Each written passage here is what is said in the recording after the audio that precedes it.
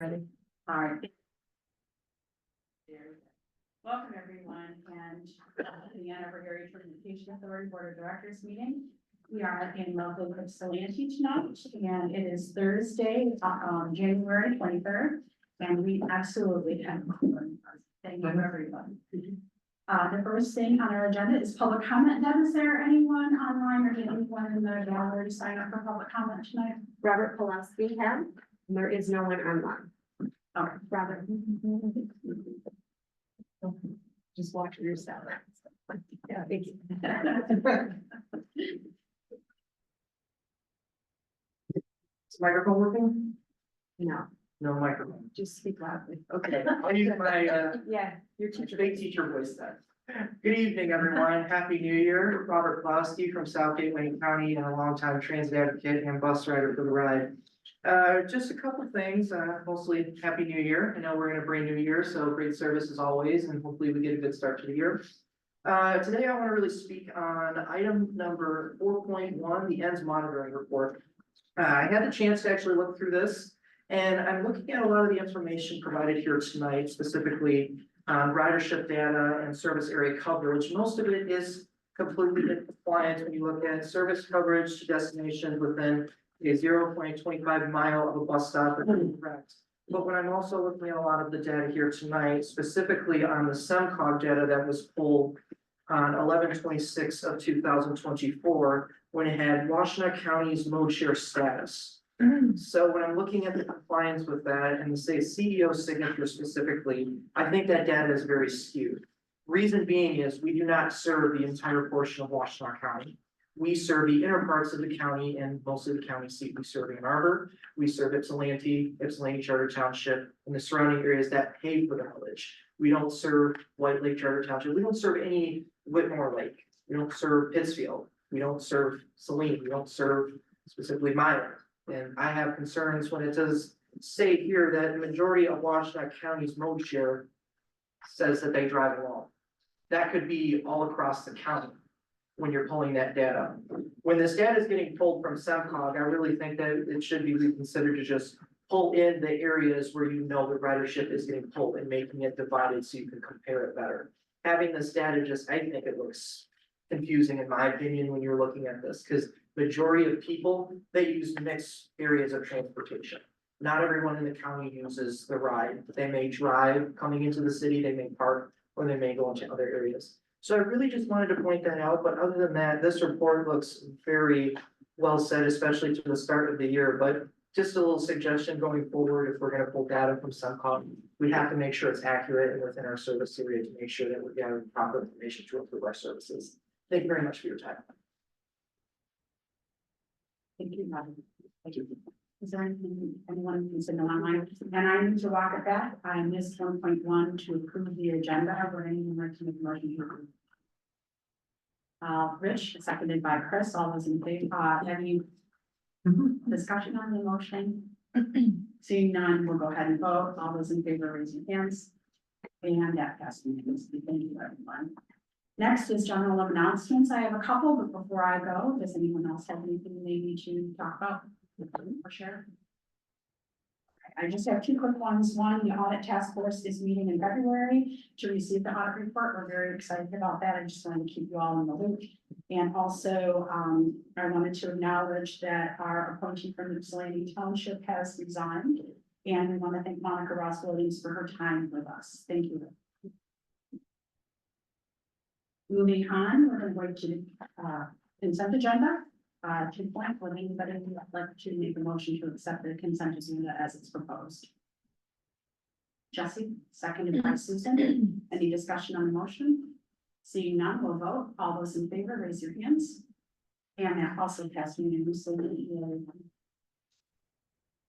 Next on the agenda is 3, ownership linkage, and that's Mr. Rich Chang. Hello, everyone. Good evening. Just a fairly quick update. On the legal ownership side, a group of us actually met with Ypsilanti Township. Had a really productive, thorough discussion with them. And so we're just working through some next steps. Meet. Again, one of the topics, of course, was the current DC that they have. We have some potential parameters of what they could use to look for that replacement. I know they actually put out a request on social media, see if anyone's interested, so we'll see what comes out of the chat. And then on the moral ownership side, we are still just pretty fair. We have, I think they're finalizing a date with the city of Ypsilanti, for meeting with them, should be hopefully, I think, green for the first week of February. Look forward to that. Anyone have any questions for Mr. Chair? Thank you, Rich. Moving on, we're going to give you the monitoring report and monitoring report on page 22. And last time we had a lot of party discussion, and so we'll go ahead and open it back up again. We'll be revisiting that. Any questions or concerns about the report that anybody wants to bring forward?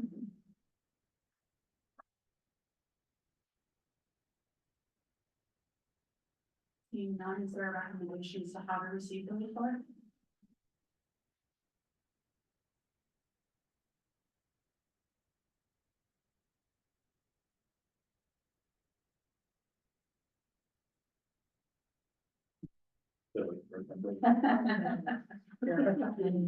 It's there.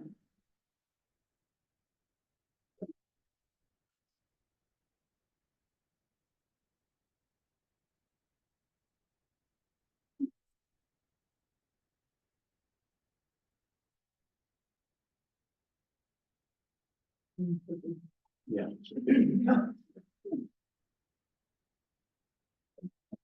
Yes, and it went through the service committee. Does the service committee have anything you'd like to update us on or ask?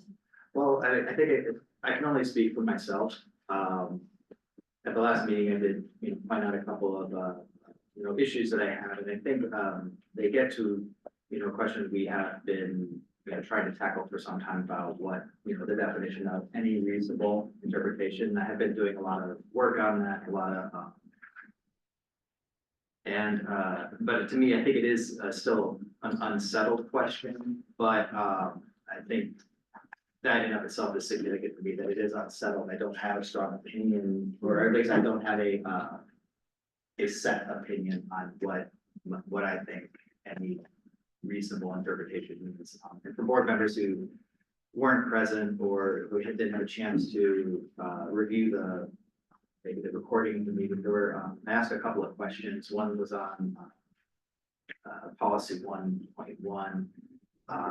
Asking the CEO if it was reasonable that an interpretation of full participation in society didn't include access to polling locations. We got, there was conversation about not just reasonableness, but that the interpretation lists several specific things like access to grocery stores and healthcare. And given that there was a list of specific locations, why weren't polling locations included in that list for full participation in society? Now, there are a lot of, I'm not interested in having that discussion. Someone else is there welcome to, but and then similarly on the safety policy 1.1.3, that riders perceive public transportation services as safe. I asked if it was reasonable that a policy on safety didn't include anything about personal injury. We received a report on falls on buses. The interpretation is more about other senses of safety, more like safety from harassment. So that gets into the question of what does any reasonable interpretation mean? And I think where I am at is that I'm going to focus on that question, and I don't want the uncertainty around that question to impact the work on the ends. So I do personally plan on voting to accept these as reasonable, knowing that the question of any reasonable interpretation is one that we are specifically addressing in itself. Any other questions to dialogue about the report? Mr. Miller, did you want to make it an official motion to accept the report as safe? I was just trying to look through one more. There were lots of notes, and one of the reasons that we deferred. One of the other reasons that we deferred the question was that there were things that had been brought up that didn't seem to have been brought up by anyone who was present at last month's meeting. So I'm still refreshing my memory on those, so I'm not ready to make much of myself. Okay. Did anyone who wasn't at last month's meeting and maybe had a comment in the ends report, are you satisfied, or would you like, do you have further questions? I know that the staff and Mr. Carpenter worked very hard to respond to our questions and concerns. They're all highlighted in red. And I'm wondering, did that change anyone's mind, or do we have anything else?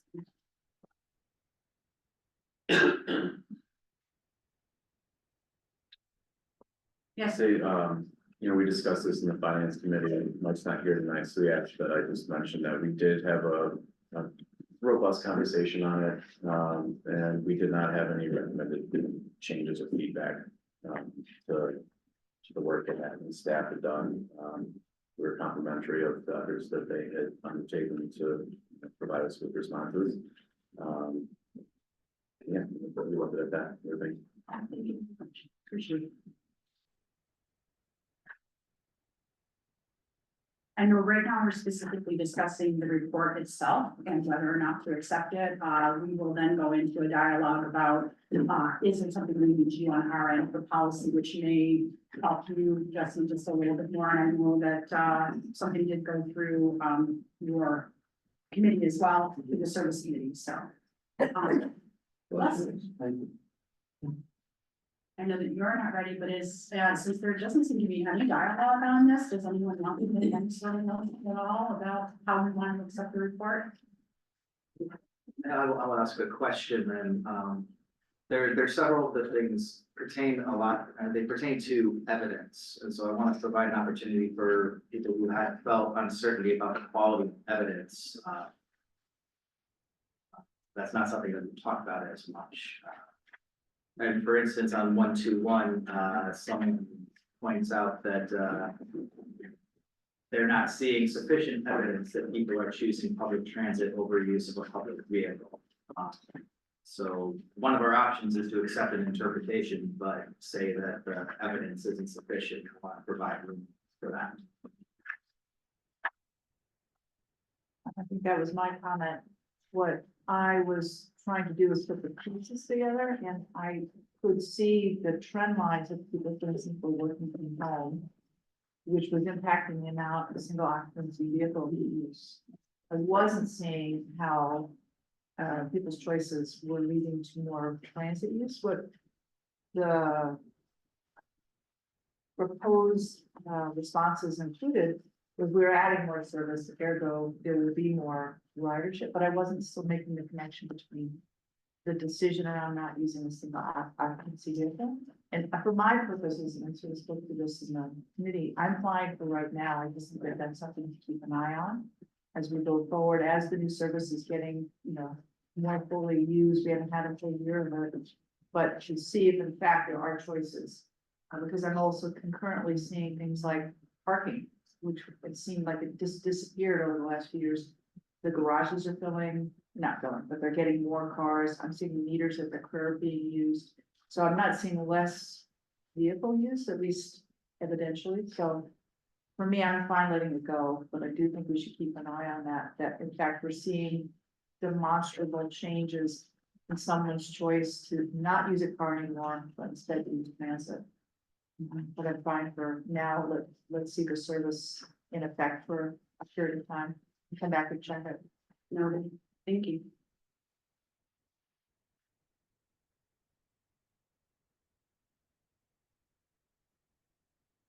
So we're back. We're back to the report and how we want to accept this monitoring report. This finance committee sounds like they're ready for A. And sounds like service committee is also ready for A. Yeah, I make a motion, for the stuff. Motion by Mr. Allen. Would I have a second on that? Seconded by Kyra. Is there any discussion on the motion? Seeing none, let's take a vote. All those in favor of A accepting the report, please raise your hands. And that passed unanimously. Thank you so much.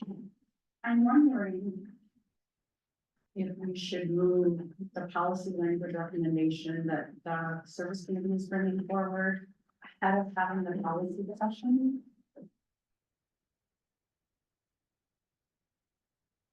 No, that would be wrong. All right, so now that we accepted the monitoring report, thank you everyone for your diligence on that. Does anyone have any concerns about policy language? And I want to remind everyone that the ends report is up for review this year, not just a regular review like we do every year, but it's actually going to be a deep dive where we sit down.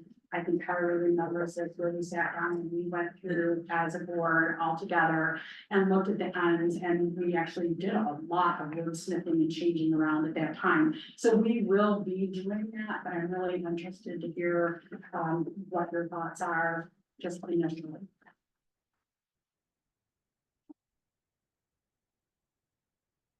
Yes, Jesse.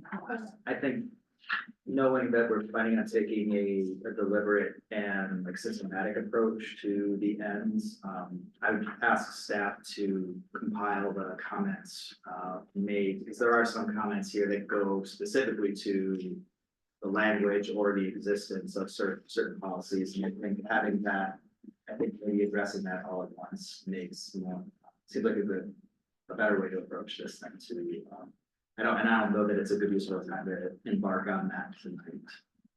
I concur. But I just wanted to give everyone an opportunity. Is everyone else in agreement then? We'll wait until the deep dive. Very good. Oh, yes, Kyle. I think maybe before the deep dive, it would be helpful. I think all of the policy wordsmithing that we did and probably will do is still going to come down to a ridership versus coverage debate. And even like some of the comments you're making about polling locations, make me think about coverage versus ridership. And so I think it's helpful for people, like this can evolve and has evolved since we've done the ends. So I think it's helpful to put some thought into what the priority of the board, individual board members are before we come together as a group to make sure that our ends reflect one priority over the other. I still don't think we're at the point where we can effectively encompass both. No, I think that's a really good point. If I remember correctly, we actually flipped. Yeah. Yes, we can Explore that a little bit.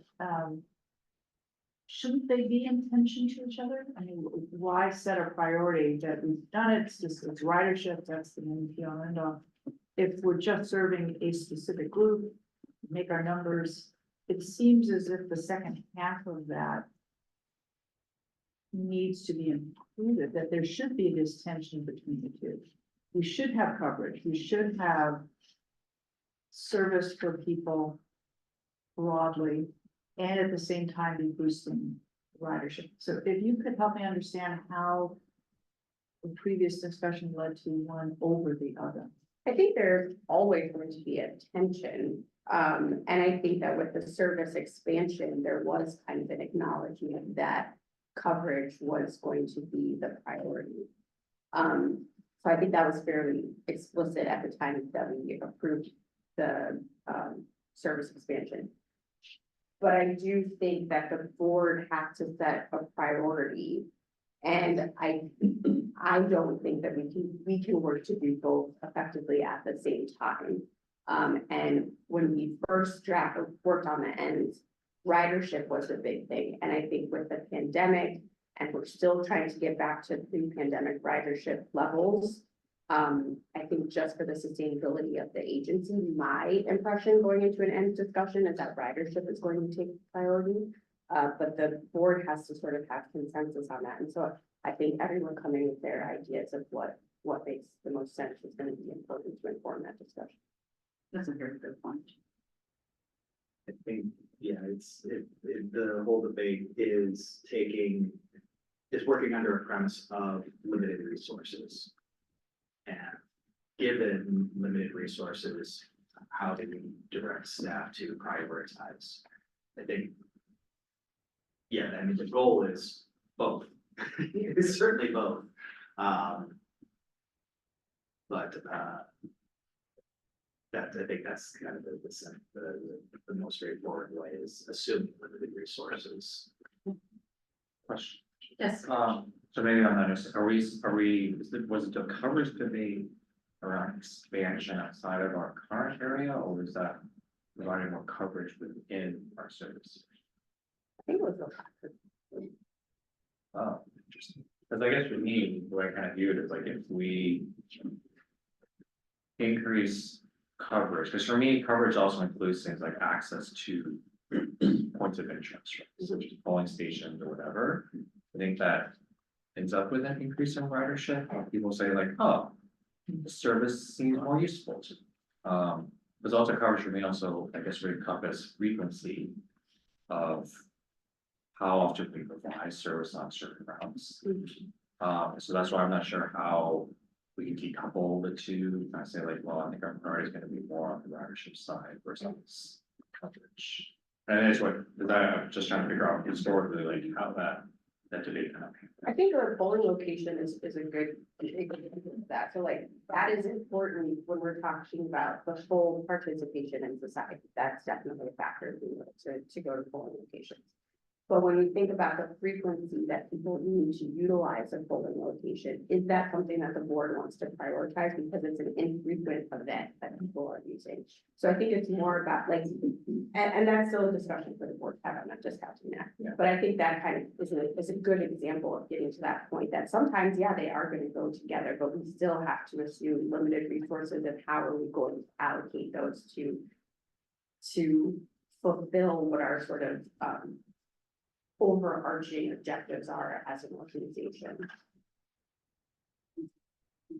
Mr. Carpenter, would you kind enough to make a note of what Kyra suggested so that when we send out our invitation and we're asking people to think about the events, it can be a reminder, because I think that's a really good point, that it was in 2018 that we did them. It was a really big part of how we drove our discussion and how we came up with the ends as a. And if I could make a recommendation for board members, there's a book called Human Transit, and TheRide owns, a couple of copies. I have one available in your library. It's probably the most accessible breakdown of that ridership versus coverage and the considerations therein. It's a pretty quick read as far as nonfiction goes. Then put it back. I really can't recommend it. It's an excellent recommendation. Do you know, I'm imagining like everything else is, it's probably available to read, like on Kindle or, like you could read it as an ebook. So I'm wondering, Matt, if we could maybe purchase that, and have the ebook available for anyone who really wanted to read it in that format. Do you have funds?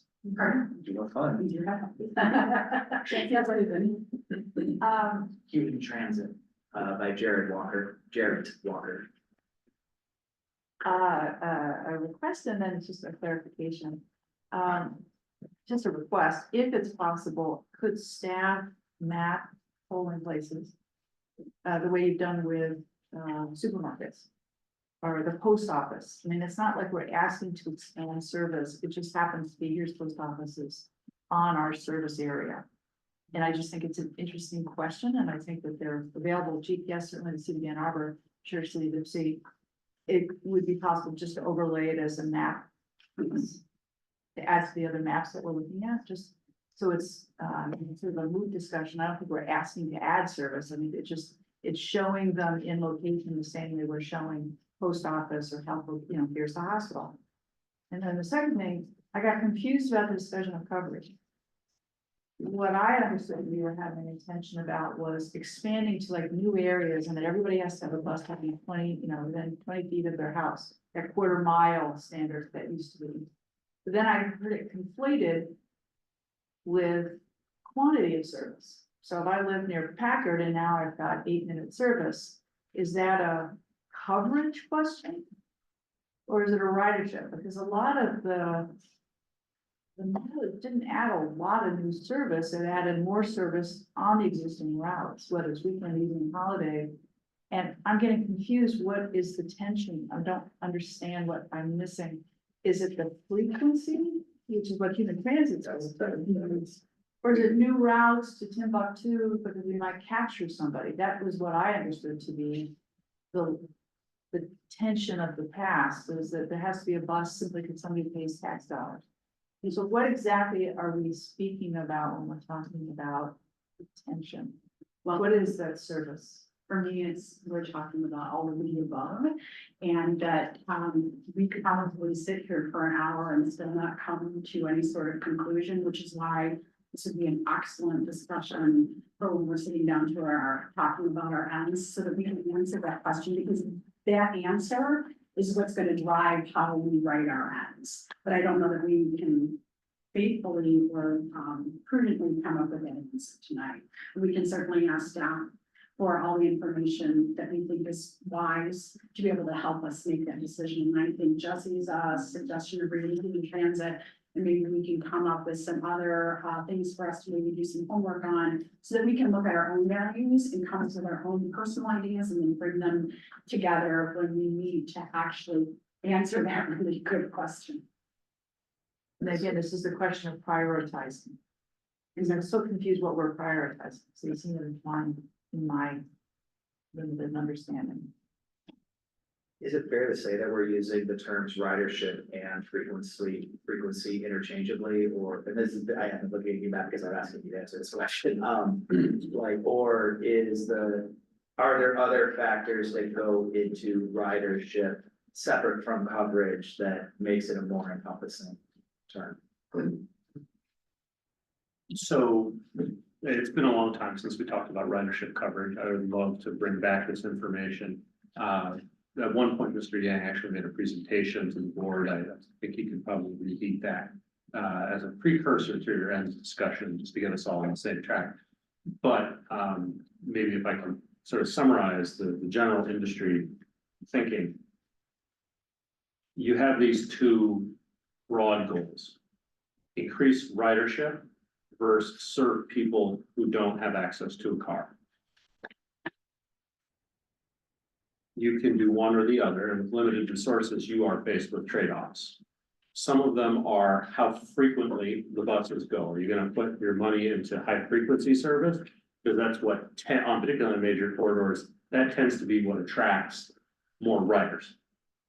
Versus coverage oriented things, which could come in a number of ways, but they're generally there to help a smaller number of people. So examples of coverage could be expanding the footprint of the service area, going to a new area. During the millage, you're correct, coverage was a big part of that. Effectively creating equality in our service areas between what Ann Arbor has and what Ypsilanti has. So adding TheRide, if you'll remember, in the millage was a part for the Ypsi Township area, was a part of that millage. That was a coverage goal. Very much a temporal, at that particular time, there was no coverage. We wanted to add coverage, but it was not, yes, it increased ridership, but it was probably not the biggest bang for our buck in terms of where each dollar could have generated ridership. So it is a trade-off sort of distinction. Occasionally you find things that do both.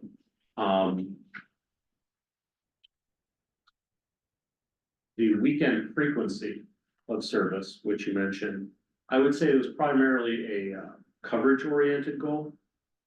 It was within the existing area, so we didn't expand our footprint, but we went from a bus every 30 minutes or an hour to more frequently.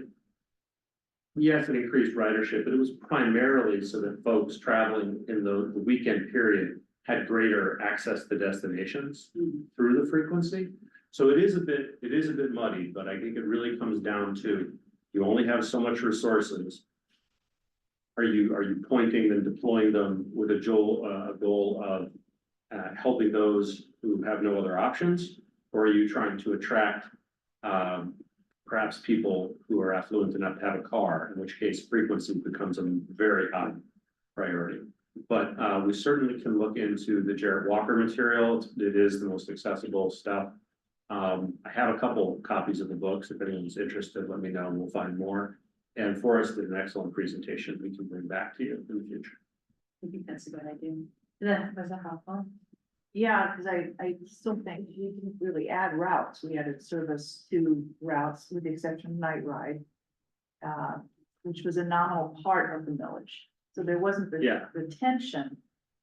Again, it seemed like they were interwoven. They were, and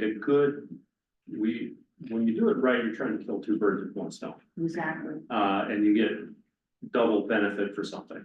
So the weekend increase in frequency probably does both. I would say it was primarily a socially oriented goal. And so primarily coverage, not expanding the map, but expanding the density of service within that map. The Washtenaw Avenue Express, by comparison, is a purely ridership-based service. That was its primary function. There was already a social goal of Route 4, that was already covered, people had access. We were doing that to tap an additional market, and it's been successful in that space.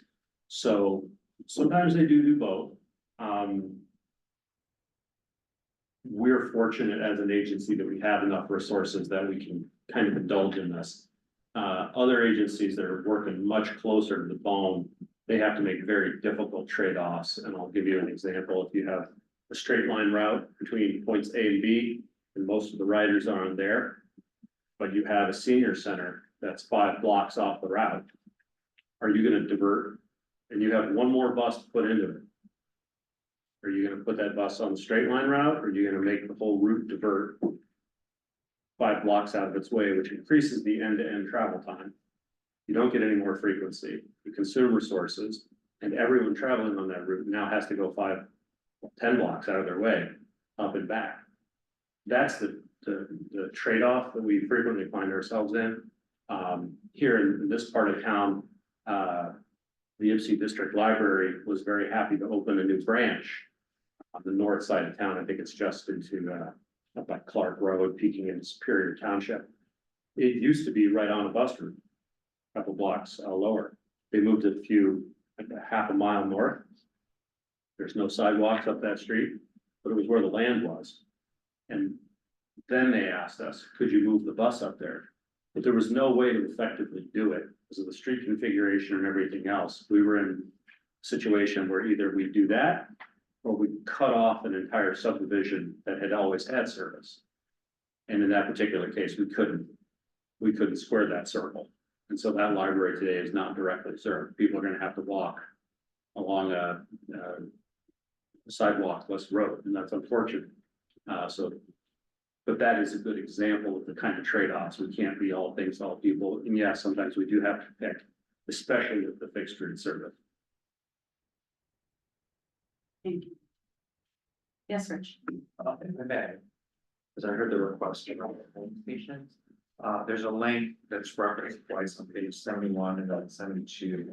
It's actually a side project that I have, but, the data on that is working with Mission Works Southeast, United Way Southeast Michigan. United Way Southeast Michigan, and I am okay with actually taking a first attempt at getting the home station data in there to save staff time. And if I find out that I'm not able to get that data, then I can come to staff. If the board does want me to do that, then I can ask, but I prefer, since I already have them doing this stuff for me, because what we did is we mapped pharmacies, childcare, public libraries, homeless shelters, urgent care, a whole bunch of like doctor's office and all sorts of interest already on there. And I go, I'm just adding another layer for one station. That's kind of. You bring up a really good point. So just as a formality, because it should be a full board decision, is there anyone who's opposed to that idea? Let's just do it that way.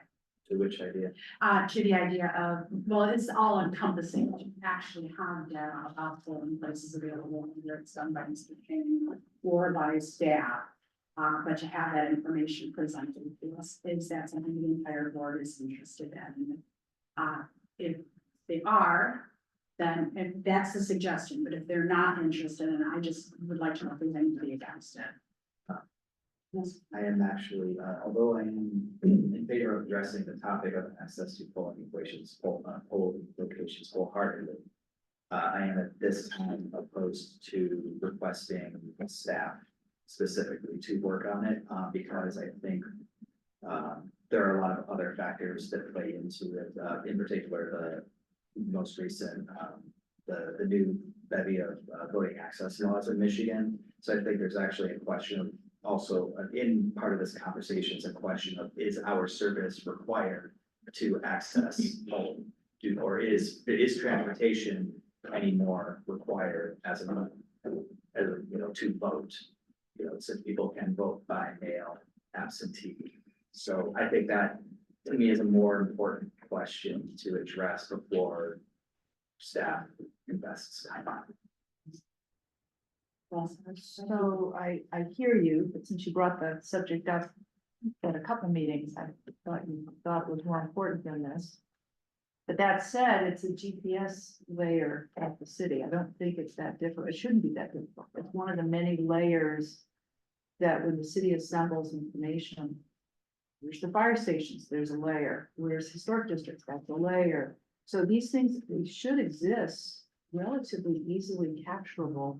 I'm wholeheartedly in favor of Rich doing that and finding. Here. Yeah. I think I would like to be, I don't feel confident enough in the scope, on what would be entailed, especially since Rich himself has expressed a certain amount of, a certain degree of uncertainty as to whether or not that could be easily done. I don't feel like it's a worthwhile. My opinion is that it's not a worthwhile thing to direct staff to do at this time. I'm definitely like. But I want to make sure that we have answered the question about access to polling locations. Just the specific tool in this moment of asking staff to work on it. I don't think it is. I don't think it would be. I would feel uncomfortable asking them to do that right now. To the challenge. Bring it up. And I also want to bring up too, that Julie brought up a really good point last time as well, is that polling places change constantly. They're always being moved and rehomed and all of that. And if I remember correctly, a lot of polling places are in the usual spots, right? Schools, libraries, that sort of thing, which we already seem to have transportation to. But if Rich, you're willing to take that on and report back to us and let us know what you found out, I think it will help us drive our conversation when we're talking about the ends and we're talking about polling places and how we want to choose to move forward with that. So thank you for taking that test. Yep. And yeah, you can just work that right from. Sounds good. Is there any more discussion on this? That was good. Thank you, guys. All right, so next we're going to go to Mr. Miller. We're going to talk about the policy language recommendation for 2.1 already. Okay. All right, so just take a moment to reset your brains. We are now talking about executive limitations, not ends. So we are talking about the prohibitions staff, not what we want them to achieve. That said, when we took a look at executive limitation 2.1.3, there was topic it currently says that the CEO shall not operate without established and enforceable standards for customer service and the safety of the public, including pedestrians, cyclists, and other road users.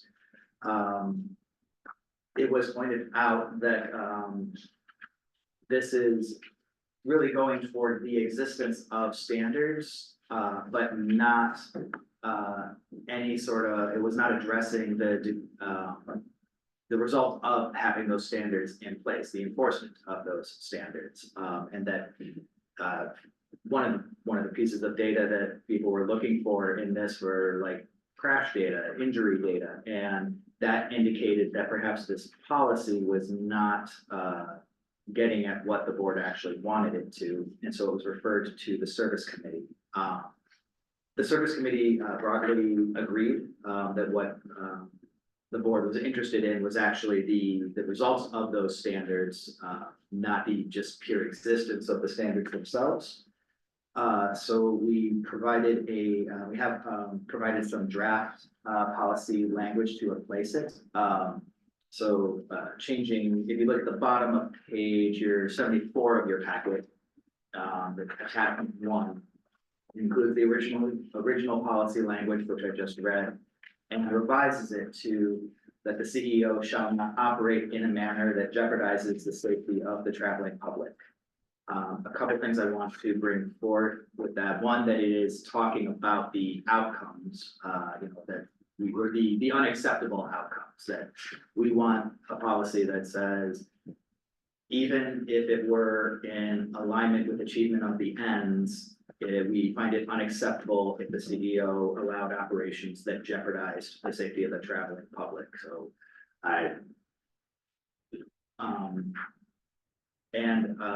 the reason that we replaced the terms pedestrians, cyclists, and other road users with the traveling public was that the term the traveling public is previously defined in policy 2.1.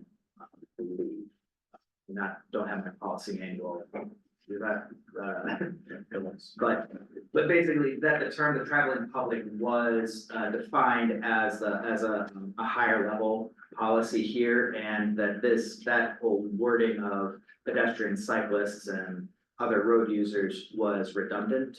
And so we wanted to simplify it there, but we don't see the target of the policy as having changed. And so with that, that's what the service committee is recommending to the board, and would love to hear a robust discussion. Or absolutely no discussion, because we did such a great job. Oh, you could have the entire service committee here to see you, so. Are there any questions from anyone that's not on the service committee, or is anybody on the service committee would like to add anything in addition to what Jesse's said? I do have a question. So in the original policy, it says operate without establishing enforceable standards for customer service. Are you feeling that those, that would be shall not operate, that would just be fall under the umbrella of that? So I'm glad you brought that up. The customer service aspect, I'm gonna need to pull this out. This is getting to another policy question that we did talk about, but we ended up wanting to.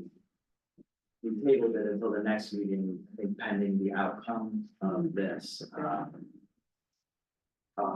If someone else on the service committee can really remind me, because we did talk about the redundancy of policy 213 with another policy that talked about standards of behavior and like customer service. And this was kind of a way of removing that redundancy, I believe. Yeah, my recollection was it was redundant, covered elsewhere in another policy that I can't cite the exact. Yes, Next month, you guys are gonna read 212 and 2131. yeah, I don't have those in front of me. yeah, I can. All right, for. Oh, I see that here now.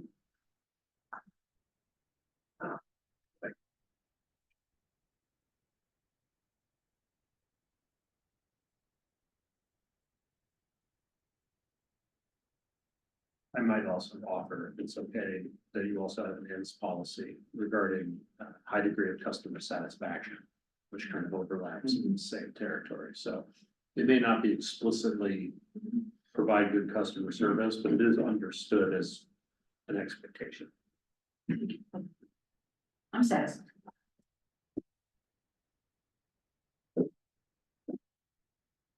Any questions for Jesse or the committee with regards to the new revised policy language?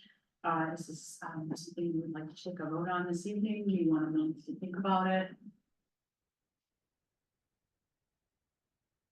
Anyone like Did we have a motion? I'll move to change language. Seconded by Rich, any discussion on the motion? Seeing none, we'll go ahead and vote, and we will vote to replace the original policy language with the revised policy language that's in draft on page 74. All those in favor, raise your hands. And that passed unanimously. Thank you, everyone. And thank you to the service committee and Justin for doing all this. Are you looking on that? We look forward to seeing how the language on the other two policies meets out based on the decision this evening. Very good. Next on our agenda is our board annual plan of work. So we're doing something a little bit different this year. If you look at page 77, you'll see that the policy topics for discussion like the plan just says ends review. As the annual task, you'll see there's nothing below it, but there is a 2024 work plan on the next page, on page 78. What we did is, we went through at the governance committee level and we adjusted the table to show, so like propulsion, it's already ongoing, it's already a plan of work, does it need to really be on here? Same thing with advocacy under policy governance, we had, lots of education earlier this year, and we actually have our advocacy plan in place. Post-pandemic trends and ridership just seems to be part of the normal task of business that doesn't necessarily need to be part of our work plan. But by moving these other topics, what we were hoping to get is are any of these topics, do you want to move them back onto our plan? Are you thinking that related to policy or current policies, future policies? But basically, starting with a clean slate is to help us sort of reassess ourselves and find out what our needs and wants are as a board. Does anybody have any thoughts about what was on the 2024 work plan that they would like to propose to move forward? Or do you have you been thinking about any new education or work plan information that you'd like to see happen this year? And I see Rich, go ahead. So what was it? So the jurisdictional consideration and the difference between the AAAT and communities, the POSAs, I feel like those are two probably overlap a bit. And in addition to that, I was kind of thinking that also covers one that I'm really trying to wrap my head around, which is like the various federal acts and all the different funding sources that we get. So I think that's what it all boils down to, right? Is how far you want to expand, because for that to happen, we have to think about funding sources. So I was thinking maybe those two, in addition to federal acts and public funding sources, can all be made combined into one topic around, well, actually, so we're playing into the ends discussion, coverage, into expansion wise. But I think also it'd be a very educational, we should to have better understanding as to existing federal acts that are helping us with our budget every year, which who knows what that's gonna look like in the next bunch of years. Because I think for me, I'm still trying to wrap my head around. What are others thinking? Yes. So I think last year I pushed for post-pandemic trends, because I sort of feel like we have discussions here and we're in a bubble. I mean, I was asking Rich about return to work. It has enormous impact on our service if everyone's still working from home. I don't have a sense anymore, like I once did, about how the organism of our communities are functioning. I can see the retail space is empty, but as I said, I'm seeing parking spaces fill up. So it seems like as a board, if we're gonna be setting policy, to not know kind of where we are as communities post-pandemic, I'm not sure exactly, we're just sort of deferring decisions to really micromanaging monitoring reports. We're really not getting a picture. And if we're gonna be going back to the public at some point with a millage request, for us to not know much about our community, to me, it feels like a vacuum, and it feels like the more time goes on, the more I'm feeling removed from my own community. I really don't know what's going on.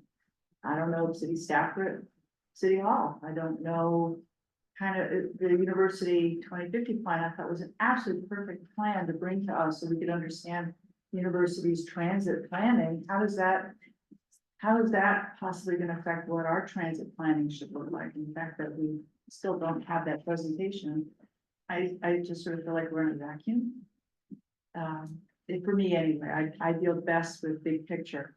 So I feel like we're deferring everything to staff, so we as a board don't have any of the knowledge, so when it comes to those big questions, like, are we gonna approve the millage request? I don't have a sense of perspective on how to gauge what that is. So I would suggest that we return it to this as a work plan item. Matt, may I ask a question? So I'm thinking about post-pandemic trends, and they are very important, very valid. What I'm thinking is the rest of the country, our region, the state of Michigan, all of that. Is there data that can be mined that directly addresses those questions? And if so, how often is that data updated? I'm thinking about some reports that we do, we don't see data for like once every 3 years. And I'm wondering, how far behind are we in terms of knowing how things are trending and how can we get this information? I'm preparing my annual, innovation presentation for you. Part of that includes trends. And the post-pandemic trends is gonna be a part of that, so we'll have at least a taste of it.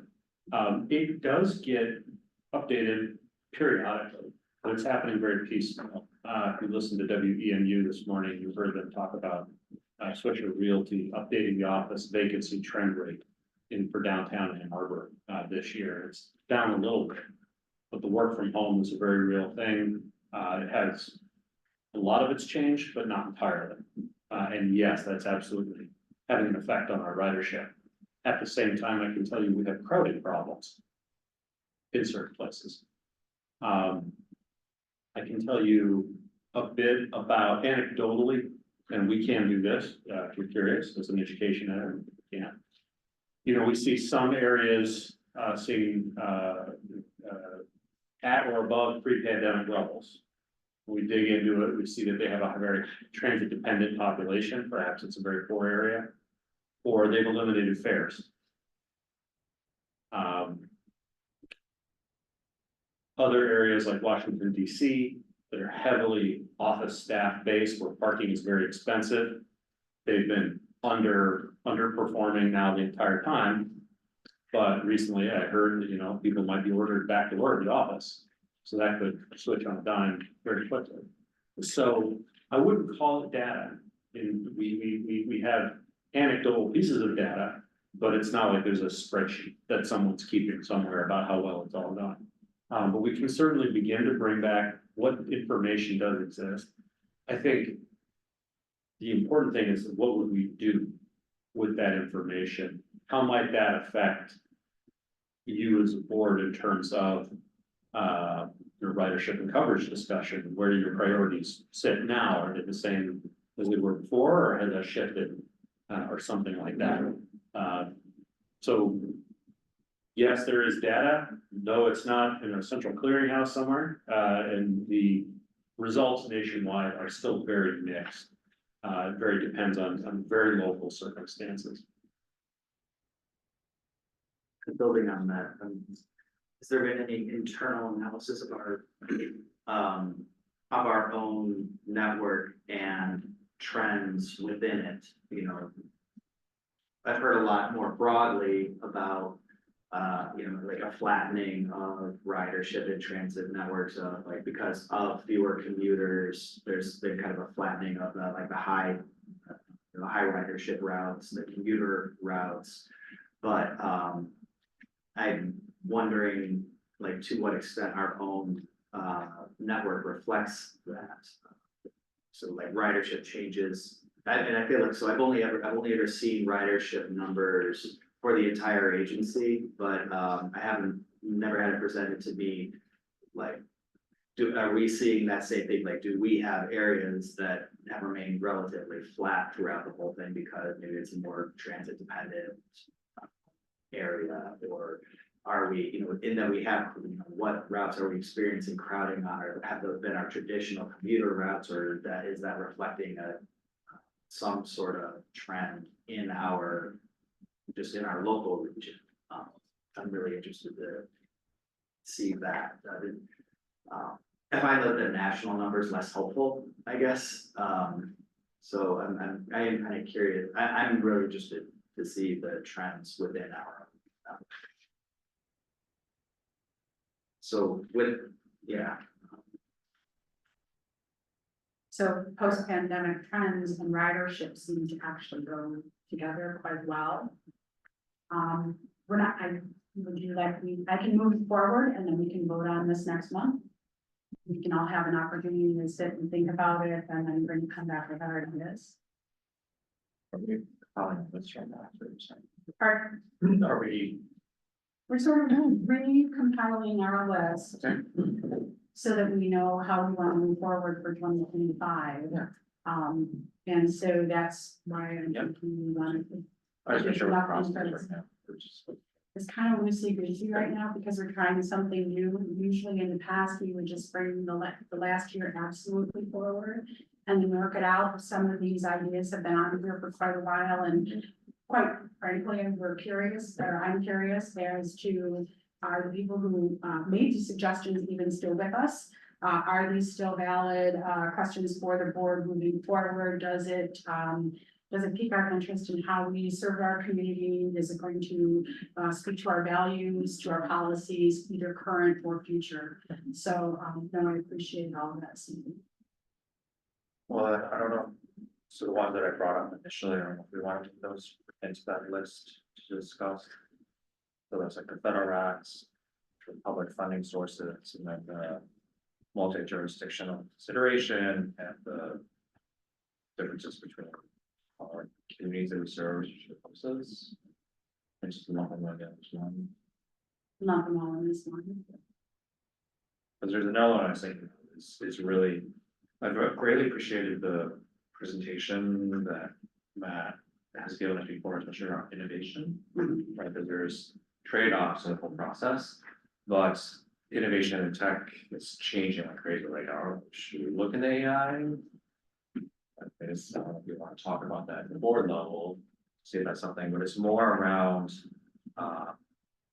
irrespective of it's AI or what, it's around relevancy. What do we feel is the risk of us not staying on top of innovative ways to keep us relevant, whether it is a tech solution or something else.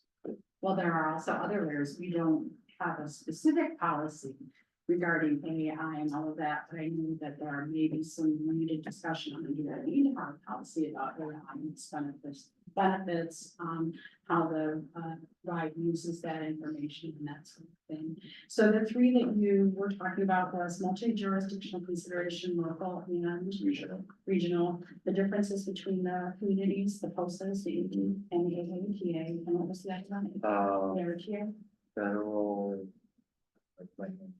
Federal acts and then public funding sources. And I'm hoping we can put those all together. in one. Okay, so federal acts and public funding sources is something new, because I'm not seeing. No, yeah, that was. Okay. something that just- If I might, Yes, for clarification. Yeah. When you say federal acts, is that lead to public funding, Yeah, so like specifically whatever funding legislation? based on that. Yep. And then maybe the thing around like innovation tech is maybe more like. Disruptive. Let's say disruptive tech. I mean, that plays into it, or there's like a larger, higher, not the abstract, there's something that covers just something that could potentially be disruptive to us. COVID, or emerging technologies that could cause us a headache. And I think we have some policies that Matt is aware of that. He's always trying to look ahead. Go to crystal ball as he can to make sure that he can see and weather those type of issues. I don't know if that's something more encompassing that we as a board should maybe consider even now or something repetitive.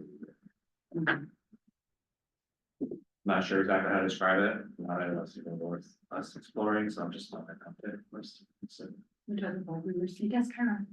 I was thinking, as we're just talking about federal acts, something, I don't know if this is the board or someone on staff can keep an eye on this, but I'm kind of concerned about because we receive so much federal funding, is the organization sort of at risk with executive orders, housing DEI, and also even just the discrimination policies and how that might play, like, from the board perspective, that's gonna inform policy development, I think. Maybe for the worse, I don't know, that's, we get creative on what our policies look like, but, and then at the staff level, if someone's like keeping track of how this may impact our funding for the next years. Like you're saying, like they do a search on our website looking for those specific terms. Yeah, well, I mean, I spent the day reading these orders and the language is just quite scary. Especially because they are specifically. Yeah, and I'm speaking as myself, not board member at this point when I say scary, specifically. Referencing the fact that some of these initiatives are couched in other language and they're specifically going to be looking for that as well. And I was thinking about that too, looking even at the equity discussions, like, yeah, I think that's a discussion the board should be having. I don't know if the time is right to be having it, unfortunately. No, it's fine, because I saw that and I'm like, I'm not gonna bring that up. Yeah. But we can still have conversations about with people who don't have access to other kinds of transportation, right? And it probably. Not exactly, but gets to like. A decent percentage. Yeah. So the creativity is gonna have to. Be there, that's why I do think there's a discussion to be had at the policy level, but like from a more operational level. Is the organization at risk funding wise because of policies that we already have? What is the best way to make that a child, or a bullet thing? If I might, I think Dina was already working on, a request Mike had made, which was somewhat similar about, could you explain federal funding to us? And yeah, given enough time and, whatever. So I think all of this could be rolled up partially into it. It touches on several other subjects. Vulnerability to changes in the law. You do have a policy that says I have to behave lawfully. In terms of the direct question, are we at risk through some of these things? I don't believe so. We don't have a policy that says that I'm required to use affirmative action or any permutation of language like that. Your language and interpretations I have for it that are on the books very much are adhering to anti-discrimination statute as opposed to DEI work. We didn't adopt that particular term directly. So, or derivations of it. So I'm not too worried about that. As Dean is going to tell you in a few minutes, the environmental side of things where we got some exposure over there. It is linked into a lot of the federal law. There's the state side of it and there's the local side of it, and the postal side of it adds another layer of complication. All of that is very reasonable as an education item. If I was a board member, I'd want to have a decent understanding of that sort of material as well. So all that sounds doable. Whether it's doable in one meeting, might give it. That's another question, but if you give us some time, I'm sure we can think of it.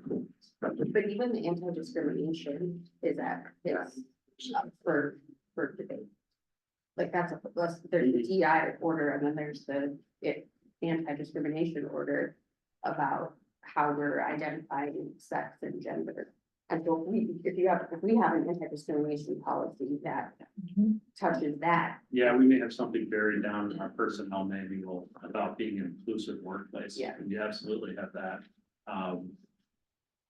If, and this kind of gets into a broader conversation about how disruptive non-technology can be at a federal level, we would hardly be alone.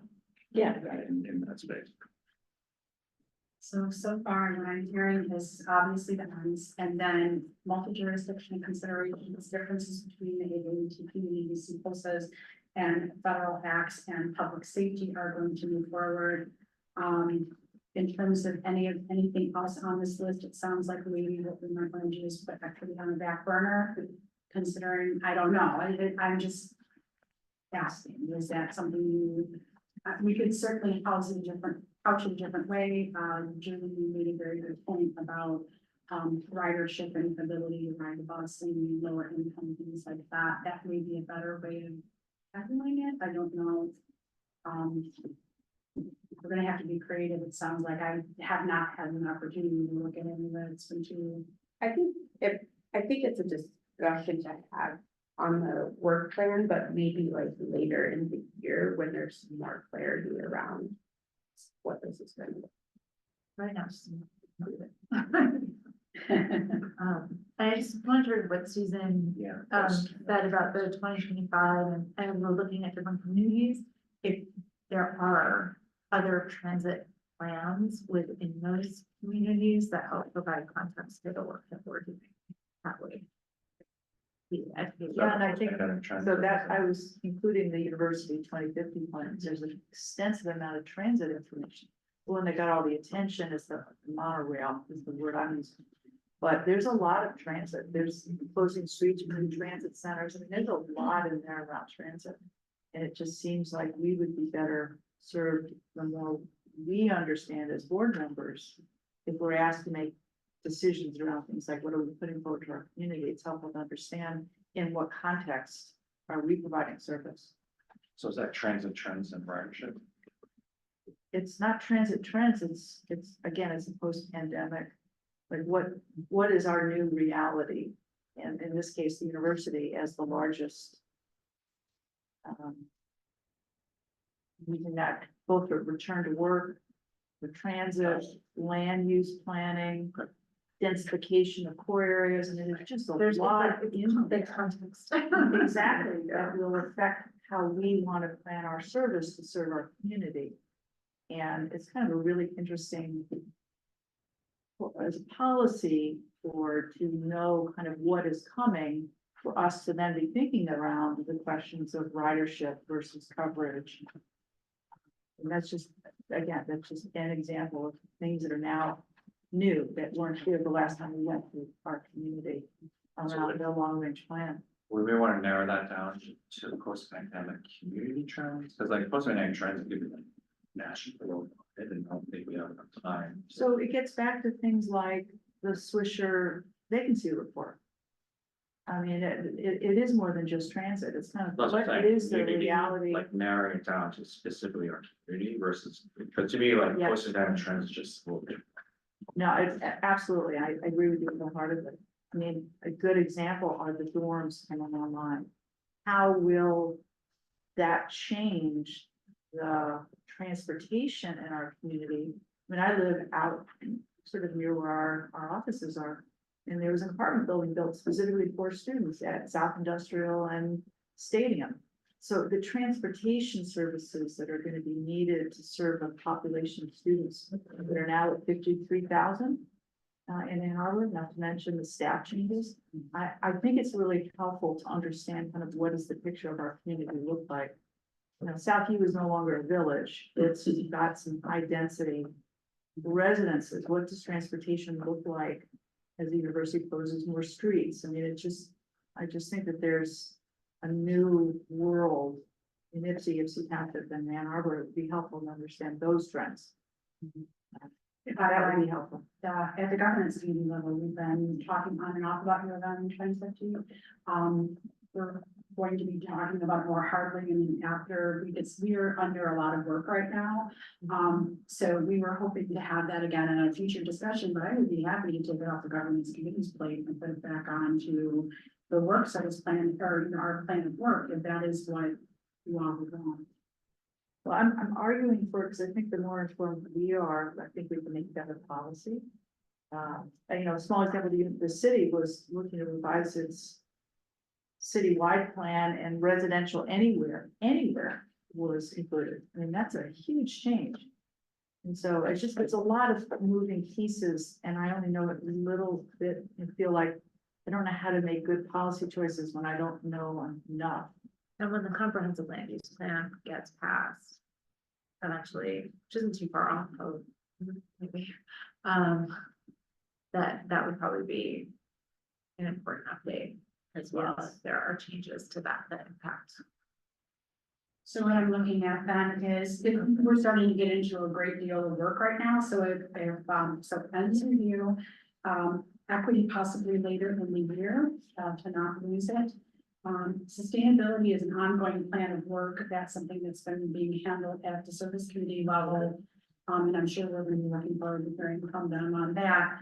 Then we wanted to hear about post-pandemic trends, specifically with regards to our community, how it affects our ridership and our coverage and all of that. And then we're also looking at multi-jurisdictional considerations, differences between the community process, federal acts and public sources, and then you go down to 2050. That sounds like a very large body of work. Are you all satisfied with that for now?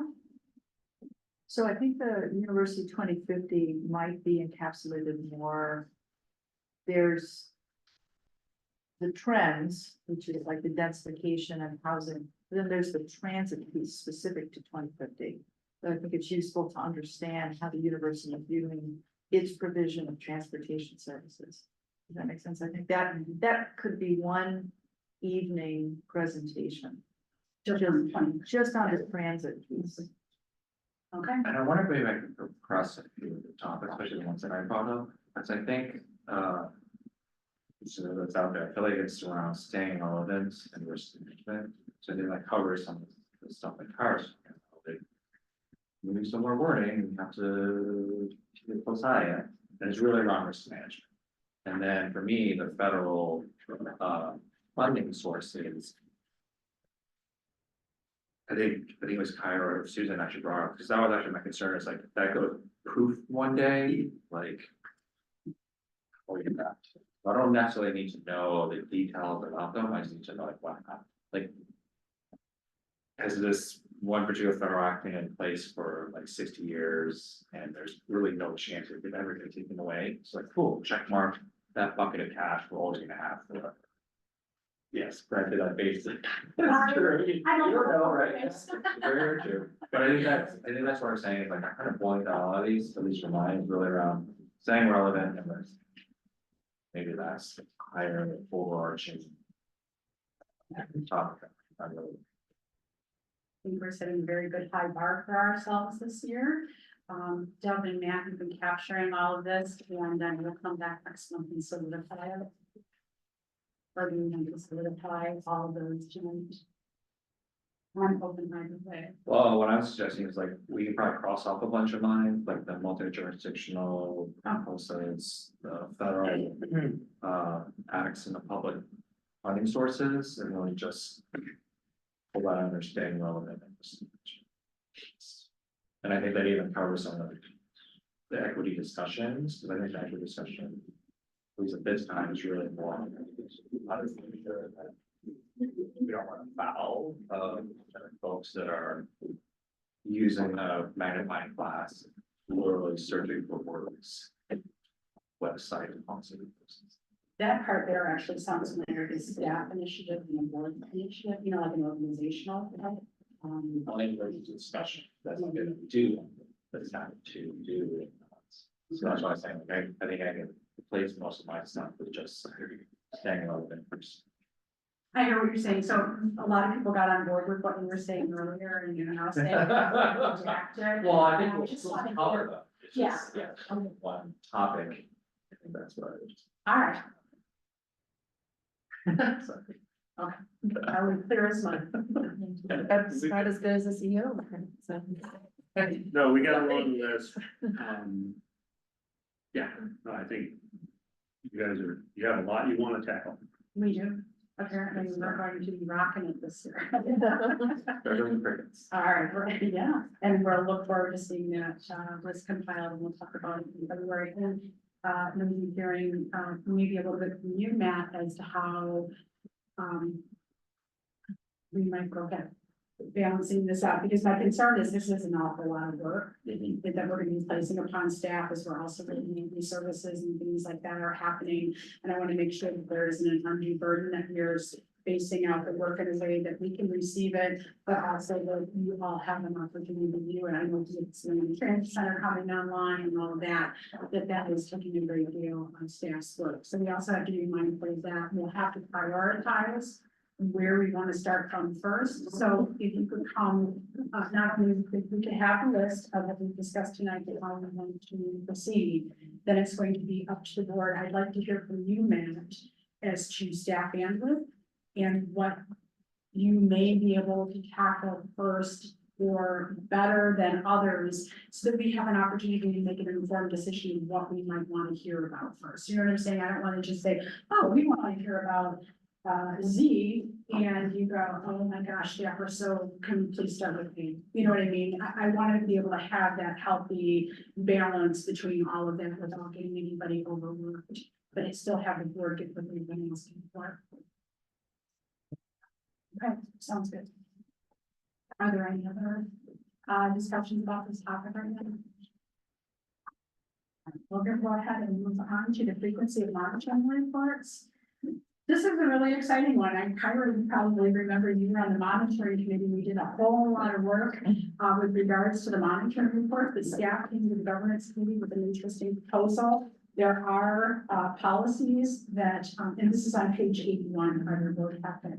There are policies that don't necessarily change very often from year to year or aren't actually being actively used. So one of the recommendations was that to monitor the fair and construction policies as needed. In other words, when there's relevant activity. Or we can do them annually. That's up to the board. They're asking us to look at changing the monitoring frequency of 4 of the policies from every year, from annually to every 2 years. Those policies are 2.1, treatment of traveling public, 2.2, treatment of staff, 2.9, communication and support, and 2.11, environmental sustainability. And then the final ask is the looking at monitoring physical assets every 2 years and credibility annually. Because asset, if I'm thinking about this correctly, assets probably don't change very frequently, they're probably pretty steady. And so that would be the ask. The benefit of that is that, first of all, staff are not going to be trying to work on something that is not going to change very often. It did go through the governance committee, and we had some really good discussions about this, and we decided we wanted to bring it, it was time to bring it to the full board and get your opinion about these changes that are being proposed.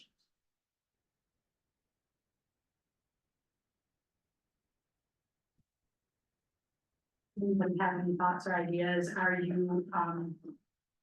you concerned about any of the suggestions from staff and recommendations that you'd like to talk about? Or do all of them seem fair, and then we just would like to move ahead and make those changes? It's up to you all. This is, yeah, I was gonna say, it's good, and I think in line with the earlier comment about not adding to staff work, it'd be nice to relieve them of producing a report where there's minimal changes. It'd be nice to take that report off your plate.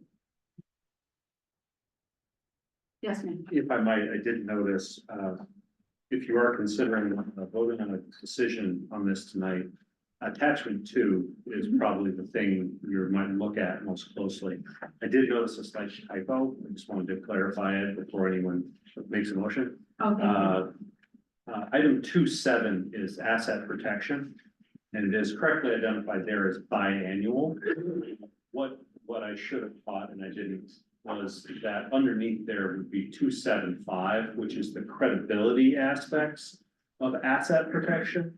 That would remain as an annual monitoring, because you are right, Madam Chair, physical assets don't change that much. But the credibility, we thought, is something you'd want to keep a tighter look at. So the recommendation, it looks like what we're saying then is attachment 2, if somebody would make the motion, what we're looking at is not only what is currently on the page, but with the addition of adding 2.75 below 2.7, and then that would be an annual occurrence to separate that particular policy out. So moved. To accept the proposed changes and with the addition in action 2 of adding 2.75, which should be Rich has made a motion. Does anybody want to second the motion? That would be by Kyra. Any discussion on the motion as it is? Yes, Justin? Yeah, Discussion? So. So it's a little tangent, so I had some concern about the environmental sustainability going to every 2 years, but part of that is that, as stated, you know, the service committee has to look at our policy, at this policy, and that's also been tied up with the possibility that we might move sustainability to ends, and thus it ties into the ends, the whole ends project. And so I'm a little bit like unsure how to move forward with all of those intertwined factors. And so yes, Well, to be fair, the board's work in terms of looking at the same sustainability policy doesn't really have to do with the monitoring policy itself. right. If it were to be voted on that it goes to every 2 years, it still wouldn't affect your work, and if you wound up moving it to the ends, then that would automatically change the question of whether it was annual or. Well, so that's just the thing. If we didn't have this, you know, plan work ahead, I might say I would rather that the environmental sustainability remain annual. But knowing that we might move it to the ends, so I'm unsure whether to make a statement of the environmental sustainability policy being where it is, because, you know, dealing with what's in front of me, or to just kind of let it go. That we probably will be changing it, but maybe we won't, so. So maybe I'll just leave it at this. I'm a little bit hesitant, given the urgency of the issue. And that that their year after year, work has to be done. I'm a little hesitant to change that to a biennial as it stands. Does anyone else share Jesse's concern? Any other discussion on it? Is that because you're concerned that time wise, we may drop, forget about it, and we never ends discussion, it's kind of. Well, so if I'm backing off of all the intertwined factors and just saying environmental sustainability, I feel with the amount of thought that we went into that and what we were wanting the policy to reflect, to me seems like something worthy of annual review, and so that's just it. I want to keep our environmental work as something that we're not doing every 2 years, that we are doing every year. So that's kind of that's where I'm coming from on that. Any other thoughts from fellow board members? I do have a similar feeling about that policy.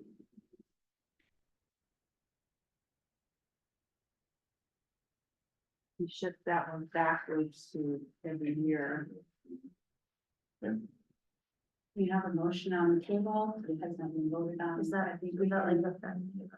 Well, I guess friendly amendment works where we ask the person who proposed it to make the change, but And all eyes are. feel you have more experience. Yeah. Maybe a little bit like Julie has more experience in friendly Oh, amendments. Is that? Sure, yes, I find that very. So would you like to officially say it out loud? Yeah, so we will accept, what was the motion of, caption 1 and 2 as is, with the adjustment to 275. 275? Yeah, 275, but also change, 211, to remain an annual. Okay, seconded by Julie. Any discussion on that motion? All those in favor, raise your hands. Very good, thank you so much.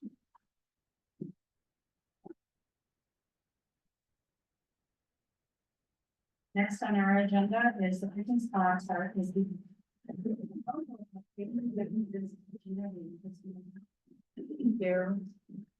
So, Our president has been issuing executive orders, and there's the discussion about that earlier in many executive orders, which I won't address at all, but there's one specifically that could pertain to the Lono update, which is what I'm bringing up now. So, in one of the executive orders that President Trump issued, Unleashing American Energy, Section 7, it terminated the Green New Deal, which causes all disbursements under the IRA, the Infrastructure, Inflation Reduction Act, and the IIJA, which is the financial, act that we are under right now in terms of federal funding. First, let me say that the interesting thing about this is that it stopped disbursements. It's almost kind of like they said, just stop all spending. That's different than putting a pause on obligations and things like that, which is what we've been most concerned about up until now. So we were concerned about getting our loan funds obligated.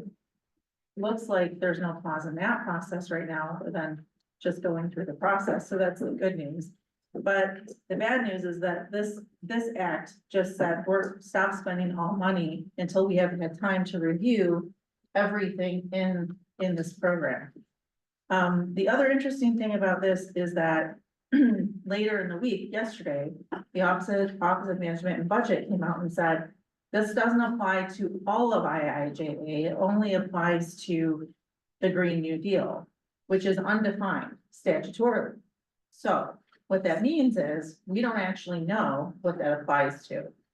So we're not quite sure, and it's not clear in any of the legislation or the order that was passed, what that applies to. So it could be, it could apply to the Lono Bus program, since that's an environmental type program. But that program has been in existence and approved by Congress for a very long time. So it's not new. It's not part of the new, it's just part necessarily a new part of the IIJA, if that makes any sense. So long story short, what we're doing is we're continuing to move forward with obligating our funds under the Lono plan, exactly as we have described it to you before. We're going to continue to move forward until someone tells us we can. We don't see an issue with that right now. The local FTA office, our Region 5, has been helpful, but a little slow in kind of getting things through over the holidays, but they haven't given us any indication. In fact, some of them have said to us blatantly, that's not gonna happen, this stuff's not gonna get clawed back, it's already been apportioned, whatever. We don't really know, but the feedback we're getting has been fairly positive from the FTA up until now. It's just a matter of getting through the process. So the rest of it just is like everything else, remains to be seen. They're gonna have to sort this out. Because even our consultant Cardinal that we work with, our federal lobbyist consulting firm, they've shared information with us and they say the same thing. It's clear as mud. We don't know exactly what this applies to because it's not statutorily defined. So we're going to continue to move forward. We're going to continue to obligate these funds. You know, one of the other concerns that we have about this is that it does focus on disbursements, which is very unusual. One of the things that we have in all of our contracts related to bus purchases is that all of the purchases are reliant and dependent on federal funding. What is likely to happen, if all of a sudden we're able to obligate funds and order buses with the intent of then getting a reimbursement for it, we can stop that purchase at any time with the manufacturer saying, we can't move forward with this, we can't give you another installment, we can't do anything because we're not gonna get reimbursed for it, which reduces our risk, but puts a huge amount of risk on manufacturers, supply chain, everything that leads up to all the investment that's required to get that bus on the line and down the line and delivered. So my feeling is that this is a much bigger issue that would be blown up in big proportions. In addition to transit agencies, but manufacturers are gonna have the problems, because if they already have buses in production right now, and the federal government says, we're not gonna disperse those funds to the agency that ordered them from you, the agencies can stop legally by contract, can stop that purchase and not give the money to the manufacturers. The manufacturers are gonna be sitting there with buses, parts, everybody else just sitting there with all the stuff in their plants and no one to sell it to. So this is a much broader concern, regarding costs, in terms of like long-term cost risk related to the risk of disbursements and things like that. We will have to wait to see what happens, but I just wanted to share kind of like the full picture of what could happen. When you're able to when you're making commitments about purchases and then you may not be able to follow through, what could happen economically broadly, so. Not the best news today, but I wanted to share your perspective on it and happy to answer questions. And I would like to make one addition. Everything Dina said is spot on. During the campaign, candidate Trump used the word empowerment. I don't know if you recall hearing that. To me, this looks like a little bit the beginning of possibly a battle between the branches of government. You may recall from high school civics, Congress has the power of the purse. And it's part of the, what do we like to say? Checks and balances, thank you. They have the power of the purse. They get to decide what to spend money on. Historically, for the last, I think, 50 years, the president and the executive branch have gotten to make awards for things like competitive grant programs. But they didn't have the option of saying, that's not good spending. We're just not going to spend that money. In the distant past, there was some kind of presidential executive authority called impoundment, where they could argue, no, that's a bad use of money. In the Nixon administration, a very clear law was passed that said, no, the president does not have the authority to override Congress and not spend the money Congress has approved. That's inherent in their power of the purse. If not, the president's role fundamentally changes. So when I look at this, I kind of see a little bit, are we starting that conversation? And as big as just impounding money, so just to be clear, the executive order apparently, like the whole United States Department of Transportation could shut down grant applications and work for like a whole day to try to figure out, is it legal to move forward? It was not just transit, it's much bigger. Highway contractors, aviation authority, Coast Guard cutters, the ramifications are wide through the economy.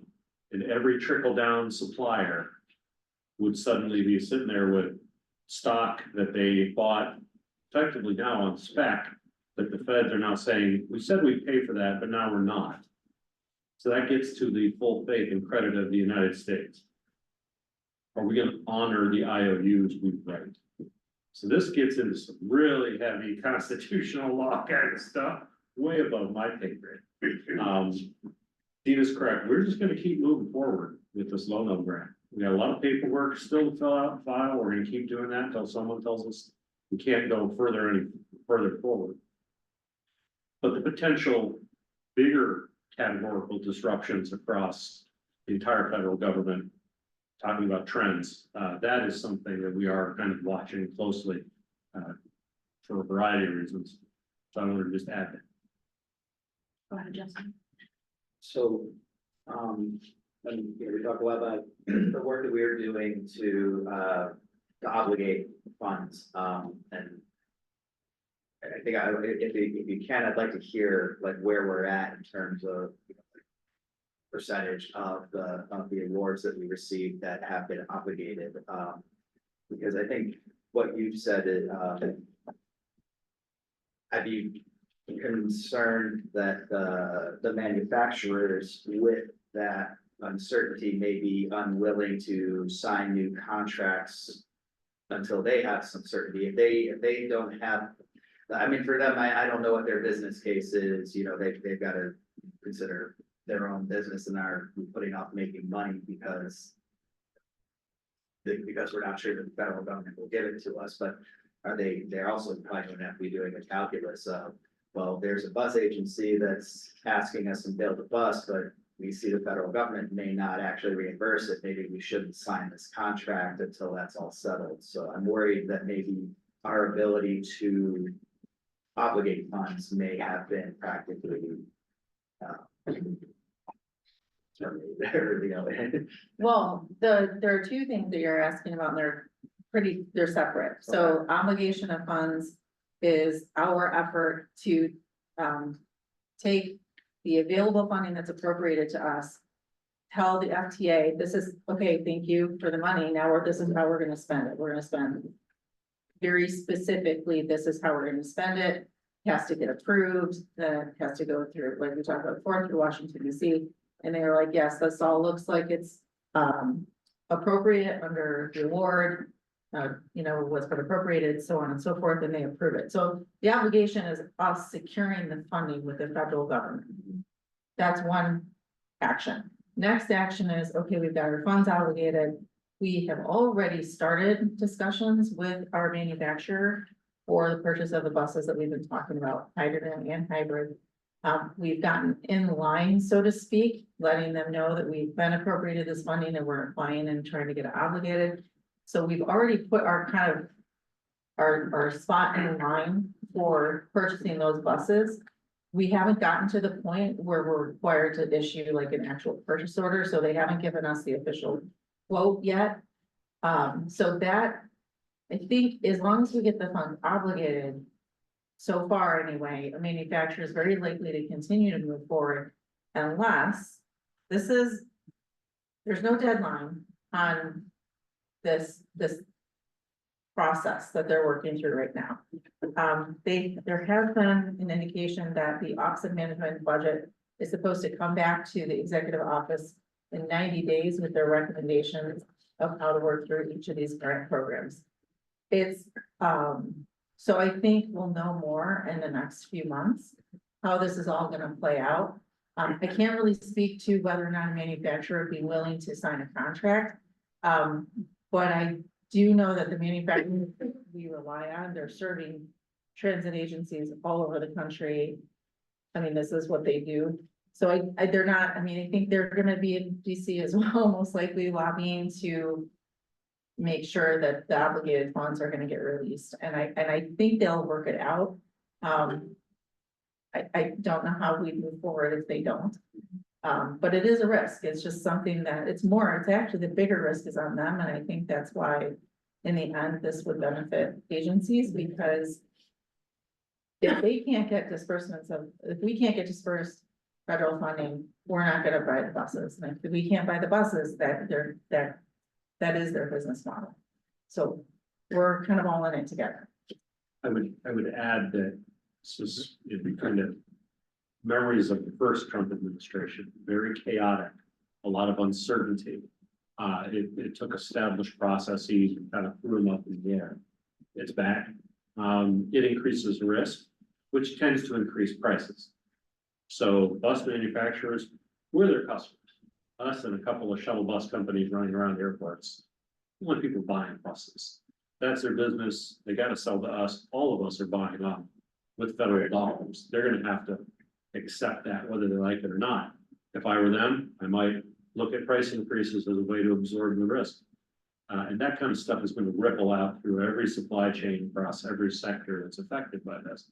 And there's no way to anticipate or forecast how such a complex ecosystem is going to react to this kind of shock. Hopefully, this is kind of a little bit of soapboxing. I gotta show my constituents that I'm there for them. A couple of high-profile things might hit the cutting room floor.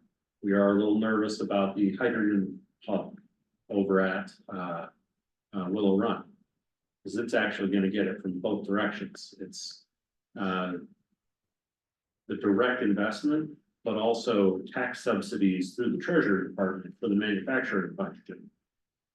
So it could get nailed. Either one of those directions could kill that project. Doesn't directly affect us, but that was something we were hoping would be a good partner. So it wouldn't be good to see that go down. Big EV battery plants, like high profile, very public things. So the president can say, I stopped that waste of money. And then maybe begin to release other infrastructure investments that Congress wants. Republicans and Democrats want this spending. So as soon as their, manufacturers start showing up in federal offices saying, I'm gonna lay off X number of people here unless this money starts flowing. That may begin to change some of that calculus. The reality is, we are not gonna know. And that uncertainty about what shoe is gonna drop next is going to have